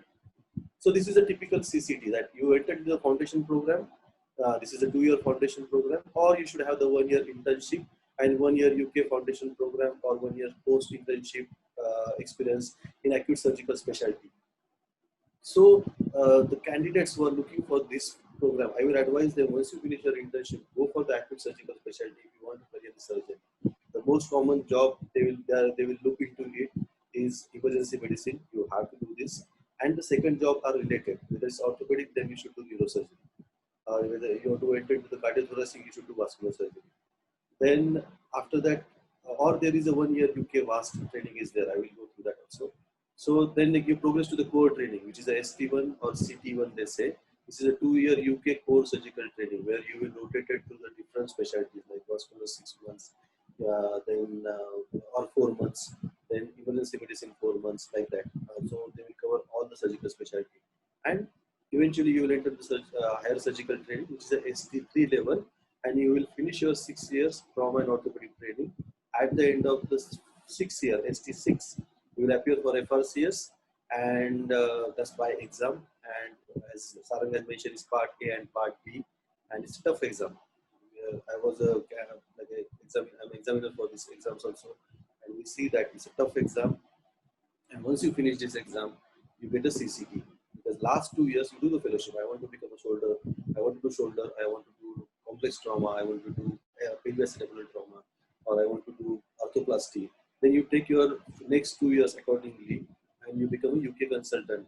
Even for this CCT, it's not necessary that after CCT that you will get the consultant post for sure in UK, because there is a pyramid and there is a bottleneck competition even for UK graduates also.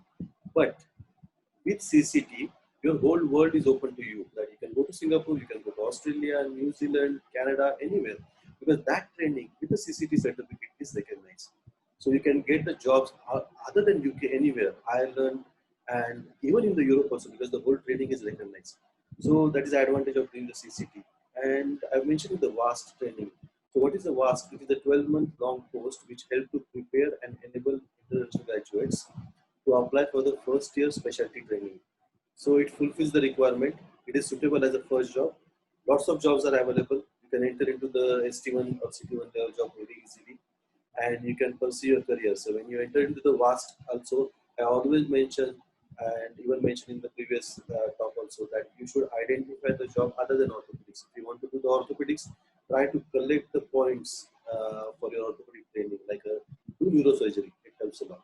Do plastic, it helps a lot. Or do vascular, it helps a lot. The jobs are available, so you should focus on that and do those jobs. So once you've done that, you get the points also, and you get very shortlisted very easily for ST3 interviews. So second pathway is a CESR CP pathway in trauma and orthopedic. So what is this pathway? We are the graduates, international graduates. After finishing the MS, we are overqualified. Until you get the UK job, you're still working in India and you have the experience more than 5 years. If you have the experience less than 5 years, then you can apply for this. The usual entry point into the surgical training is ST3 level. So you would end up completing 6 years of orthopedic training program. So you don't need to do the CT1, ST1, all these jobs. But this is the other way where you can start your jobs and you can still finish your residency program.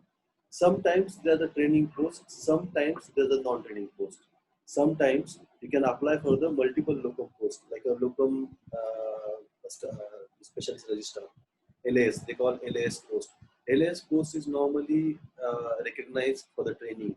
So you can take this is a registrar level job, you can take this job in different places, but make sure that you will do all the subspecialty, like shoulder 6 months, foot and ankle 6 months, arthroplasty 6 months, like that, or spine 6 months. So ideal first job is non-training, there's no problem, and you should see the progression, and there's an adjustment also. Be sure that whatever job you choose, you will able to fulfill the eligibility requirement. As Sarang has mentioned, during your training, do your competency-based assessment regularly. And as he mentioned, there is an appraisal system is there, which is very good, and we should start in India also. There is a 360-degree appraisal is there, where you are assessed not by your consultant, including your ward nurses, including your ward boys or your juniors. Everybody assesses you. They're continuously assessing you. Are there any complaints against you? Or any patient's appraisal letters are there? If there is patient appraisal letter, keep this as your profile in your CV or in your portfolio. So according to GMC rule, there's a good news is there that CESR, this new pathway, CESR CP rule, who complete at least 5 years in UK training program with FRCS, they will be awarded CCT, like a certificate of completion of training, and you will enter into the specialist register. So that is a good thing about getting the CCT through this pathway. And if you complete less than 5 years, then you will just get a CESR. So better way to complete the 5 year and get the certificate. So this is a foundation training 12 months, then core surgical training, then higher surgical training, and you get the CCT basically. So here you entered in the higher surgical training at ST3 level, and you don't need to do all these things, because for satisfying this criteria, you need to have the validated logbook of your surgical procedure. So maintaining your logbook is very, very important. Then certificate of readiness to enter into the higher surgical training and your MRCS exam. So yeah, your references work here. So whichever consultant you are working in UK or in India, the references will work very well here. And if you have the MRCS at earliest, that works very well, and you enter into the surgical training program. The last one is CSR. There is Article 14 that you are really experienced. So this is a certificate of eligibility for specialist registration. So what happened? You are already experienced here. I am done the MS. I'm practicing in India for 10-15 years, and now I want to go to UK. I want to change my whole career plan now.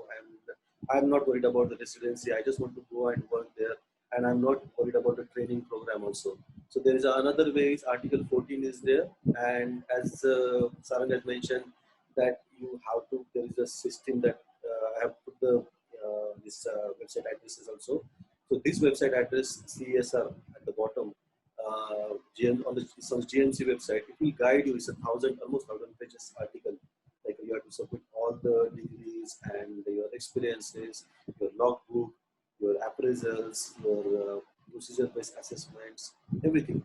So you have to submit that, and at the end, if they satisfy, they will give you the specialist registration, and you can practice. But you don't become consultant with Article 14. You work as a staff grade or associate specialist. So this is a training pattern. Like you don't need to do foundation. You have done the internship. You have done a lot of training in India and consultant post, and then you follow the CSR in trauma and orthopedic, and you become a associate grade or equivalent to a consultant. But just remember one thing: if you do this and if you still get this CSR certificate, there is a problem with this, that you will not able to get the consultant post without CCT certificate outside India, outside UK. They are very sure about that, because Australia, New Zealand, even Gulf, they look for this CCT certificate. That is very important. So your second goal is like you want to do orthopedic training but without becoming a recognized consultant. So potential job is clinical fellow or specialty doctor. So whatever job you start, you can always seek the promotion, stay with the same employer. Like in the same department, you can change the job. Like right now I work in the shoulder for 6 months. Then next 6 months I will work for spine. Next 6 months I will work for other posts like arthroplasty or spine, something like that, and go through the CSR route. So obviously the exams are there. You have to qualify the MRCS, as I mentioned previous talk, and you have to do the FRCS exam. 2 parts, part 1, part 2. Part 1 is written test, and part 2 is extensive 2 days practical and oral exam. And everybody has to do both the parts by the end of their ST8 post. And most of the training take this exam within the ST6. So we have done this. I will not repeat this again. So FRCS trauma I have mentioned. So the last goal is that you want to do the fellowships only. Lots of candidates are there in India. They say that no, doctor, I just want to go to UK. I want to get experience in arthroscopy or orthoplasty or spine for 2 years, and I want to come back. Fine, there is no issue about that. The best way to enter and getting the GMC registration is passing the MRCS. Once you have the MRCS, all doors are open. All 3 goals you can achieve anytime. There is no problem. So if you want the experience, then you can join a program which is suitable for your ambitions. Then apply for the fellowship programs. Lots of fellowships are there. And don't get the observership, because lots of people go there and just do the observership and come back. So if you want to really work and get the hands-on, then get the registration and apply for the fellowships where you get the salary also and where you get the experience also. So these are the website if you want to have more information, detailed information. So this is for ST3 programs. This is the intercollegiate website for the MRCS, and this is there are certain articles are there. Then Joint Surgical Society is there, which will guide you what are the documentation you will require. So all the things are mentioned in this website. So you can have a look through this. Thank you.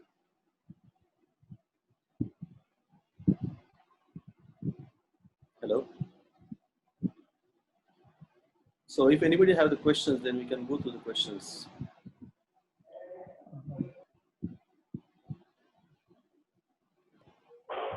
Good afternoon, sir. Good afternoon. Hello. Sir, I wanted to ask, if we give MRCS Part A, when can we give MRCS Part B? Immediately within 3 months. There is no issue, because see, your theoretical knowledge is ready. It's just your applying that knowledge. And because the cases are not difficult, I told you, it's a simple hip examination is there.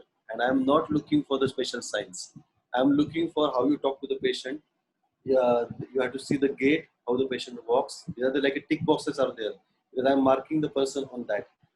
Then you have to do the Thomas test. You have to mention about the shortening, and you have to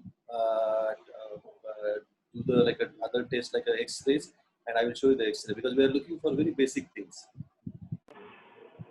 Thank you, sir.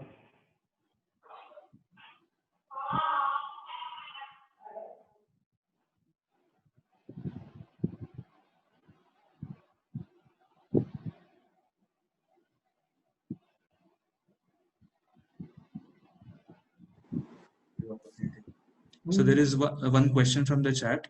We are told about spine surgeon. It is to study neurosurgery somewhere in the talk.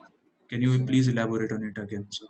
Yeah, like what I mentioned, that during your earlier gate, that if you want to go through that CCT route, then instead of doing only orthopedic jobs or applying for the orthopedic job, it is better to go for certain other job. You know, the VAST I mentioned, WAST, that associate training. So you go for neurosurgery training, which is a 6-month post, and it's really good, because I did neurosurgery in Oxford, and it's really wonderful, because they will drill you very well, and that time you will learn all the basic things about the neurosurgery, because there is a point system is there when your CV gets shortlisted for ST3 post, or you can do plastic surgery. It's really good job. Anywhere you get the SHO post or even clinical fellow post, to do that 6 months of plastic surgery. It helps a lot. Instead of doing orthopedics and getting that, okay, oh, you are overqualified now. Instead of that, it is better to do these two allied posts, which is very good. Now, obviously, the spine surgery is a specialist. Then you can do it during your fellowship program. There's no issue about that. There are lots of standalone fellowships are there. If you guys know about this, once you get the MRCS and somebody want to just go for the fellowships, then the spine fellowships are available. Lots of spine fellowships. Even in Nottingham, where I got trained, there's a big department of spine. They have almost 8 to 10 spine fellows overseas.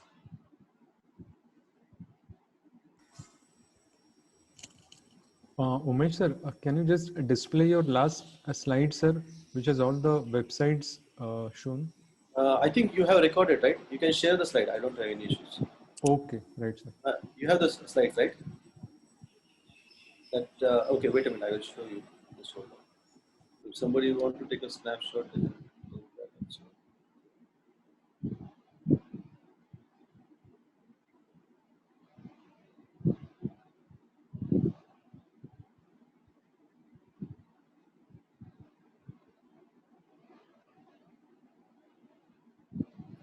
this is the last slide. Yes, thank you, sir.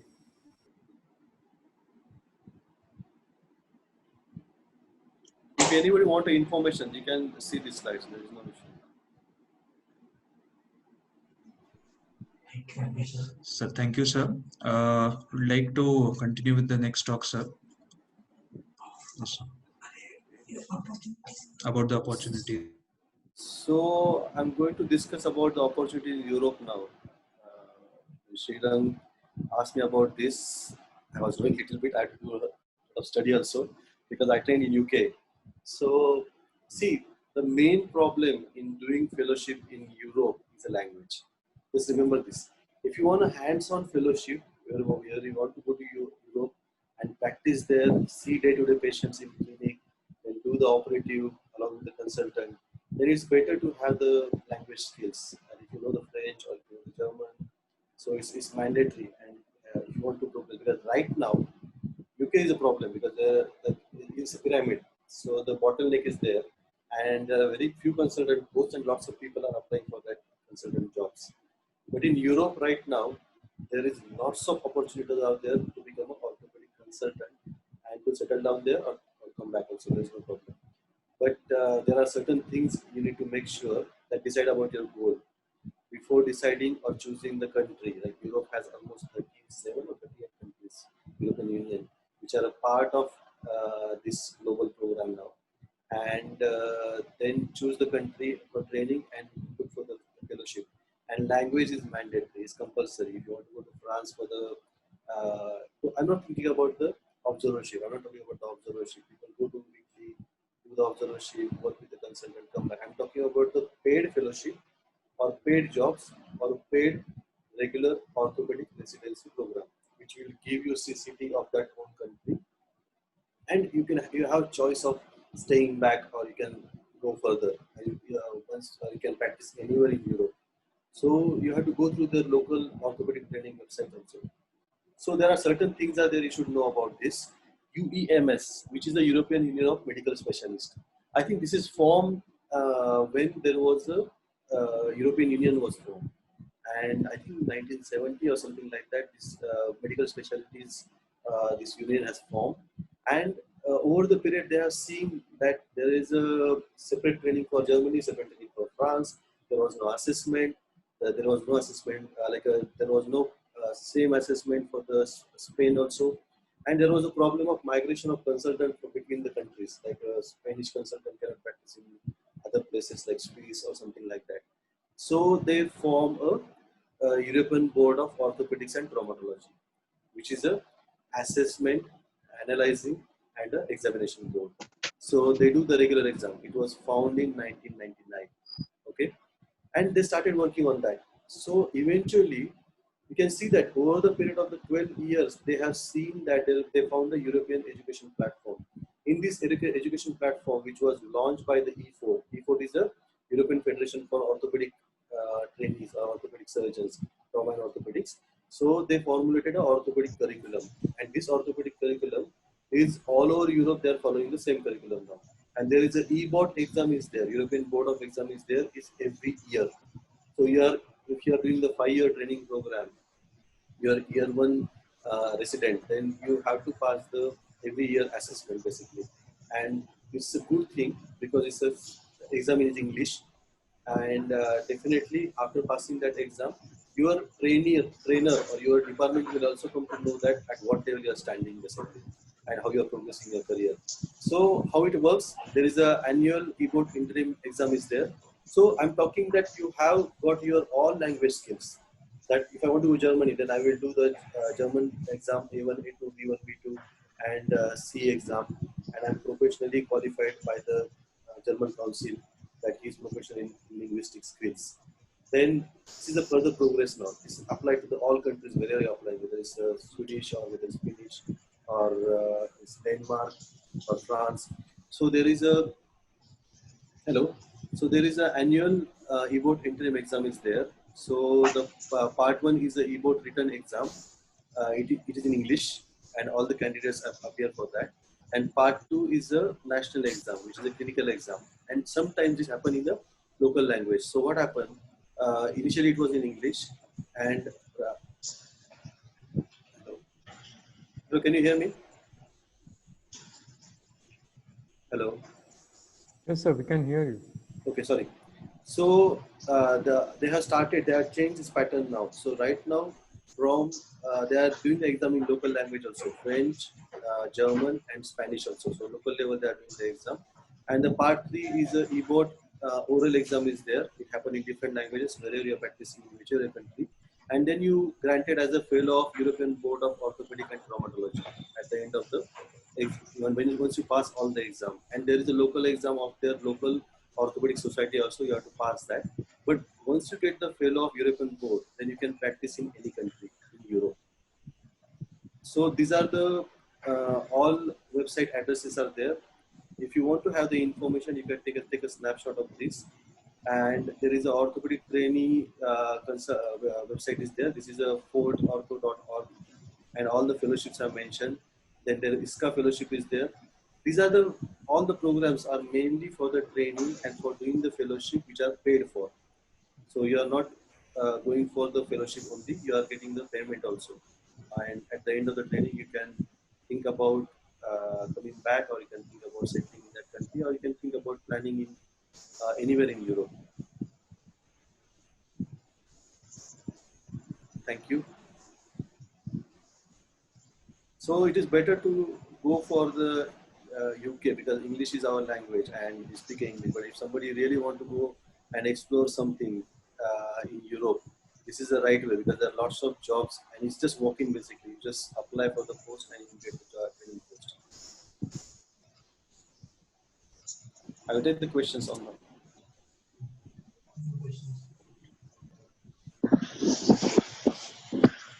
Any questions from the audience? You can give them in the chat.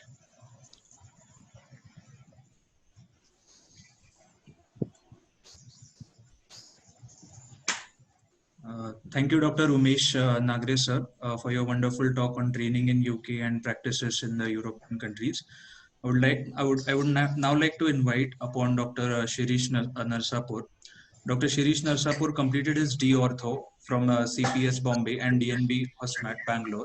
Further fellowship in arthroscopy in sports medicine under Dr. Dinshaw Katiwala in Mumbai, Dr. Hennis Laprel in Germany, and fellowship in shoulder scopy under Dr. Michael Cantrell in USA. He is currently working in Oman since 2014. I would like Dr. Shirish to continue. Hello all. Thank you, Dr. Otkar and Dr. Kamath, Dr. Darpan, for giving me the opportunity to share with the budding orthopedic surgeons the experience of working in Gulf. I have a short presentation which I made a few slides. Nothing great, but let me initiate the presentation.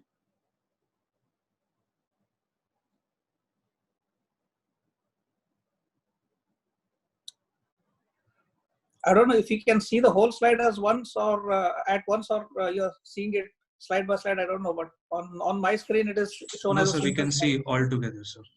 altogether. Okay, I don't know how to change it, but anyway, just to the thing. First of all, I'd like to congratulate all the trainees who have cleared their MS and D ortho and now looking at new avenues. अभी तो party शुरू हुई है. So since all of our eminent colleagues have talked about settling in UK or US and other affluent nations, affluent countries, of course the process there is quite tedious and you need to have lots of certifications and some amount of experience also. As Dr. Nagare was mentioning that more than 18 months of experience is taken as a setback, especially if you're going to UK. The thing is different if you're looking at Gulf. Now, why one must be looking at Gulf? One thing is moolah, money. Of course, there is a lot of money. I mean, the money is a deciding factor for most people who come to Gulf. Comparatively, it's an easy way to practice. If you are looking at practicing outside India, as an orthopedic surgeon, your options are very limited. So comparatively, it's an easy getaway. There is not much of scrutiny, and most of the countries have their own small exams, like which can be taken online. Prometric exam is called. Theory exams, which range from 2 hours to 3 hours. It's a single paper. For Oman, it's 70 marks, and for UAE, it's 100 marks. So you need to get about 65 to 70% depending on which exam you're taking to clear the exam. Once you clear that exam, there's a nominal viva voce on which general questions will be asked based on your experience. What is your work field? And then you get the license. It's very simple as compared to UK, US, or Australia, Singapore, elsewhere. Second thing, another thing, it's closer to home. They're just about 2.5 hours, 3 hours flight from India. So anybody looking at those people who feel that, no, I'm homesick, I cannot travel long distance, this is the best getaway for them. Also, there's a lot of time here. You can work, you can take out time for extracurricular activities, all those things.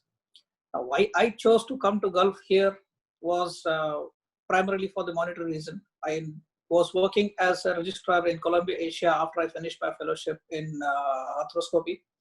I was working there as a registrar in Columbia Asia Hospital in Bangalore, and after that I changed to Fortis Hospital. After working there for about 2 years, I realized there is not much of a growth if I continue to work there as a registrar. Because the growth in private sector in India or the private sector in India depends upon how much cases you're getting to the hospital. That's a corporate rule. And for that, you need to be a consultant. And that early in the practice, nobody was ready to take me as a consultant, even though I had good enough experience of working in corporation hospitals in Bombay and then working in Myanmar Hospital also for 6 months. I was there in the medical college. And after that, I worked in hospital. I have worked in few places, got good enough experience, but anyway, that's the other story.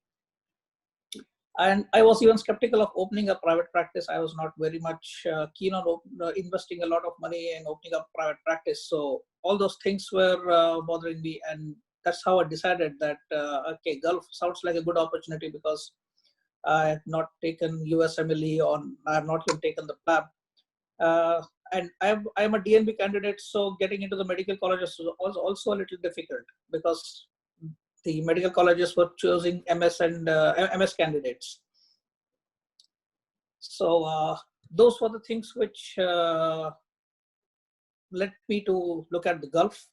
So I came to Gulf in 2014, and I worked here in 2 hospitals since then. For first 2 years, I was working in Lifeline Hospital, and since 2016 till now, I am a part of Aster Hospital. It's a multinational group.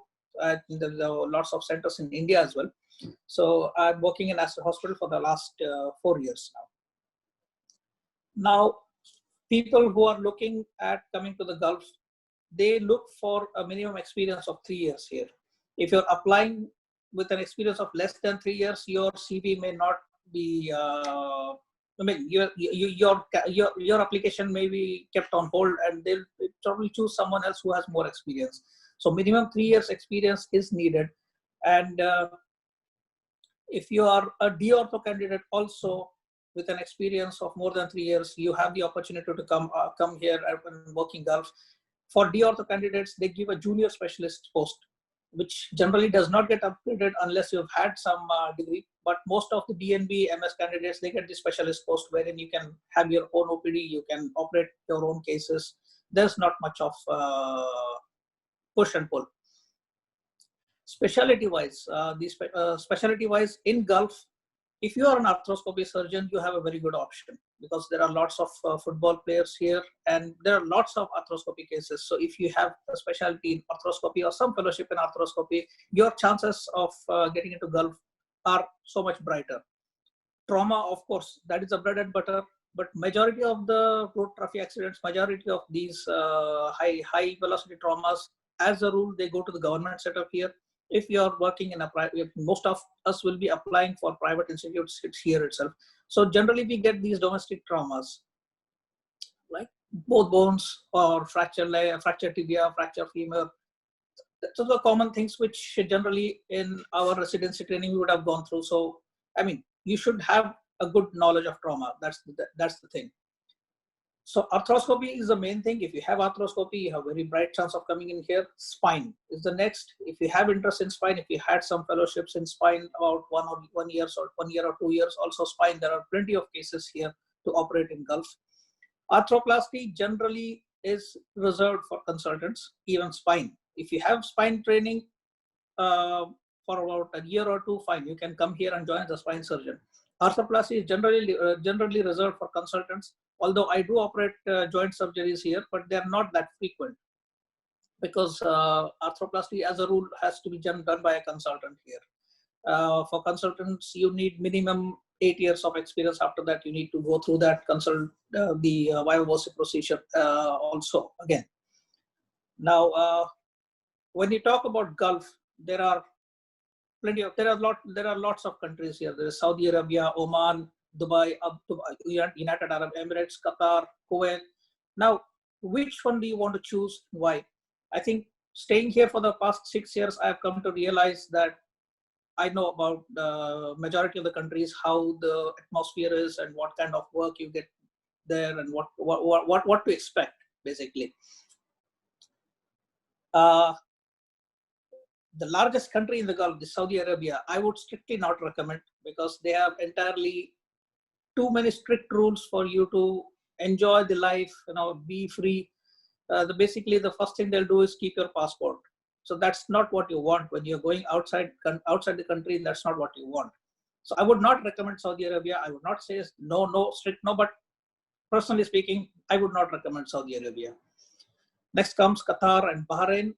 Generally, the entry there is very easy. There is no examination. All you need to do is just show your experience paper and get your papers verified through the data flow.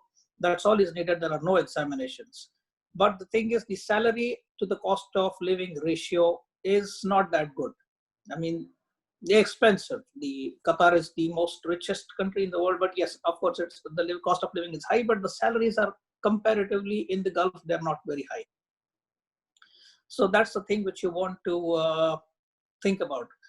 Advantage in Qatar is you don't need a visa. As an Indian passport holder, you don't need a visa. You can just directly go inside the country, have your experience. You can just go and talk. If they are happy with them, they'll process your papers, and then yes, your job is done. You can join there immediately. Kuwait also sounds like a good option when you take into account the salary to cost of living ratio. Kuwait is good enough. It's good to medium, in fact, I would say. But there are certain things. The borders are unstable. Kuwait borders Iraq, as you know, and that area is a little unstable. So anything can happen anytime. So be cautious if you are applying to Kuwait. UAE, the best of the lot in lifestyle sense. In the sense of lifestyle, UAE is the best of the lot. That UAE includes Sharjah, Dubai, and Abu Dhabi. There are other Emirates also, but they're far off places. But you would be looking at only these three: the Sharjah, Dubai, and Abu Dhabi itself. The UAE by far is the most difficult to get into in terms of orthopedic practice because the scrutiny level is a little high. The exams are a little tougher as compared to other Gulf states. And yes, you need to have at least 3 to 4 years of experience if you're looking at entering UAE. The ratio between what you earn and what you spend depends upon the lifestyle, what you want to enjoy. In UAE, you can earn and you can spend. You can earn, you can spend. And hardly any saving possible. But yes, you can enjoy a very good life there. But if you want to save, of course, you'll have to sacrifice on certain things, but you can save well also there. By far, not that I'm staying in Oman, but since I visited these countries here, I have come to realize that Oman is the best place to come in because the salaries are good, decent to very good salaries, and savings is also very good, and you get to operate cases on your own. In UAE, most often you would be working under some American or European consultant, so it's basically you'll be like a registrar, or at the most you'll be working in a clinic where you'll be seeing only the OPDs and there will be hardly any surgical cases. That's one thing which you would, as a budding orthopedic surgeon or just come out of, when you have 1 or 2 years of experience, you would want to weigh whether your experience, or whether you would like to lose your skill for want of money. That's one thing which I also thought that, coming to Gulf, maybe I'll not get so many cases to operate and I might lose my skills. But thankfully, nothing of that sort has happened because I have joined a hospital. Yes, in case if I had joined a medical center or a clinic, probably I would have lost all my surgical skills by this time. So that's one thing which you should be knowing. You should not be joining any clinics or medical centers. But if it's like you want to move out and there is no option, you're desperate to move out, clinics also sounds like a good option because they are attached to hospitals generally, wherein you might get a case or two a month to operate. But prefer to get an attachment to join a hospital as a full-timer. In Oman, of course, before coming to Oman, I had already had fellowship under Dr. Pardiwala and a month of observership in Germany. So I was aware of arthroscopy cases. I was doing arthroscopy cases myself in India. So that was an advantage for me in Oman. The moment I came here and I started off well. The thing in Gulf is you get a lot of time. There are people who come to Gulf who would come with a set of mind that, okay, I get a lot of time, I'll study. And people from here, they've done MRCS, they have done FRCS, they've done MLEs, and then they have flown off to UK and US. So this can be utilized as a stopgap, which is possibly not the case when we are working back in India. There's a lot of workload. The commute takes a long time in India. From commuting from your house to the hospital, back in the traffic, it takes a long time and you hardly get any time to study. So there are the options. I mean, when you come to Gulf, time for further studies you definitely get. Or if you want to come here, save the money and start up your own setup back up home, that's also possible. Yes, of course. You can come here, work for 2 years, 4 years, get a decent amount of saving, and then you can start up your own thing. If that's what you have in your mind, that's also done. Or the other option is make hay while the sun shines, work here as long as it's possible for you to work, make some good money, go back and retire. Of course, the grass looks greener on the other side. There are pros and cons. I would like to talk about the pros first. The moment you come here, yes, of course, the bank balance is immediately there. First, from the first contemporaries are not making much as compared in India. Then, as I mentioned, there will be a lot of time for your extracurricular activities. You can enjoy your hobbies. You can explore your talents. There is a lot of family time around here. I stay 20 kilometers from my hospital, but it takes only 12 minutes for me to travel. So that's hardly anything. And I cannot imagine that situation back home in Bangalore, where I used to go work. Fortis Hospital was just about 8 kilometers from my place, but it used to take me half an hour, 40 minutes in the peak time to go, and another half an hour to come, 40 minutes to come back. So you can imagine, I just take 12 minutes here in 20 kilometers. So that's hardly anything. So I get a lot of family time. Basically, dimag ka dahi nahi hota yahan pe. So that's an advantage. There's a lot. Those are the pros. Cons. when you're looking at earning in Gulf, the salaries tend to be pretty much fixed. They hardly negotiate the salaries with what you have done unless you have changed the job, of course. So you reach an immediate plateau. Monetarily, you reach an immediate plateau. For example, like if two orthopedic friends, A and B, they have started off. B has started his practice in ABC, considered three friends. B has started his practice in India. C has also started his practice in India, and A has come to Gulf.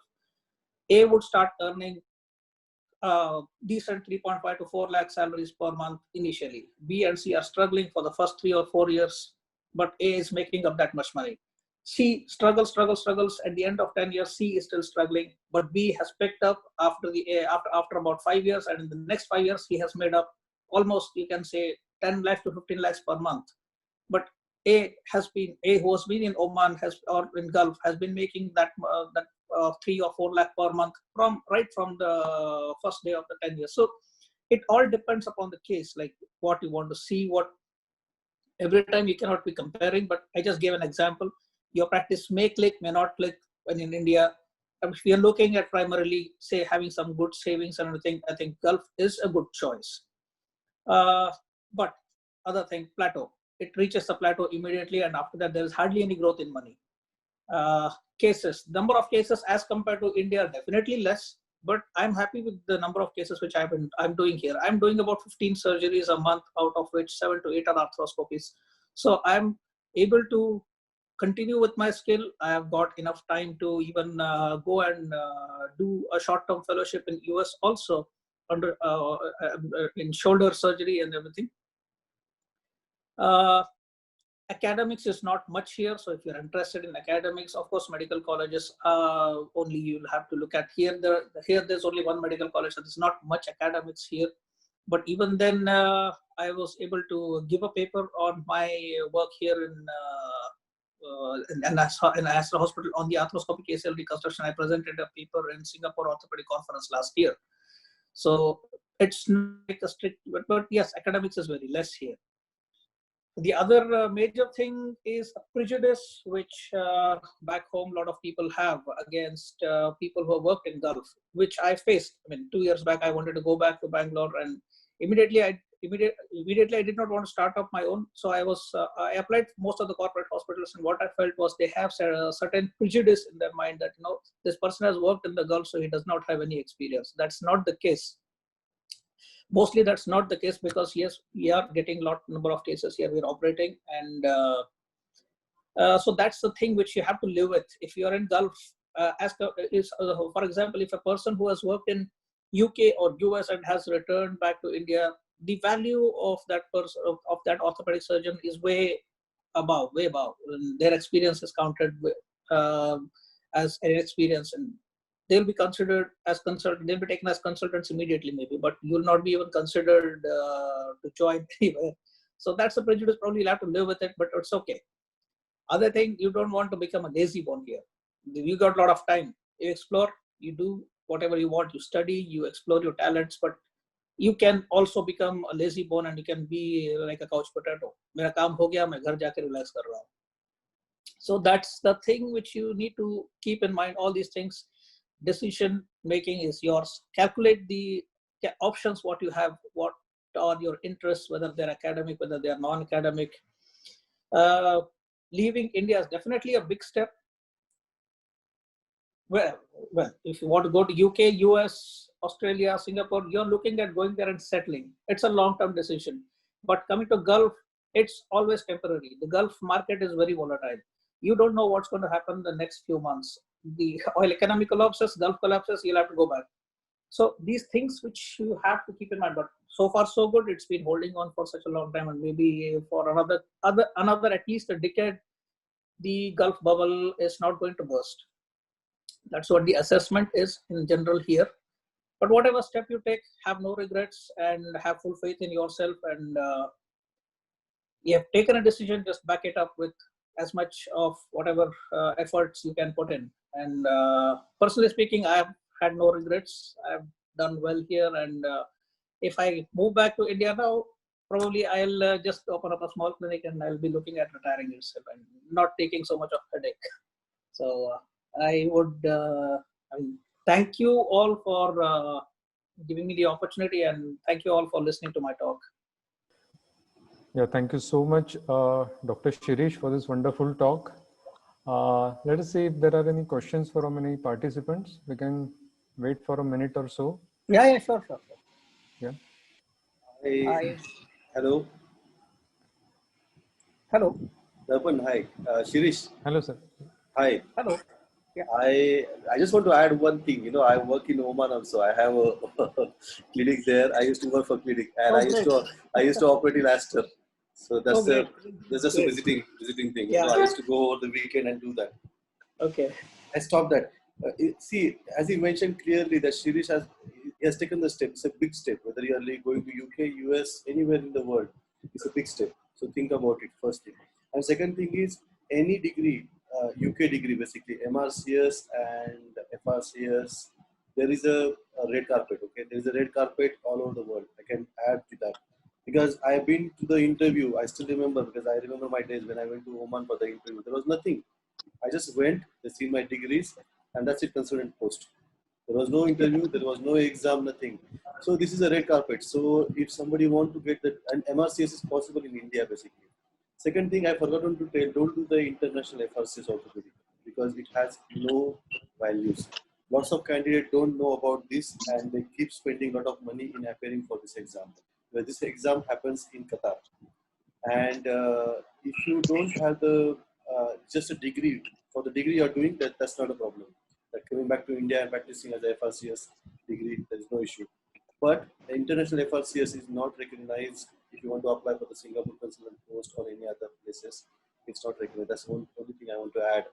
And thanks, Shirish, for reminding the olden days. It's a nice hospital. It's a nice hospital. Yes, definitely. Thank you so much, Dr. Shirish, for such a wonderful talk.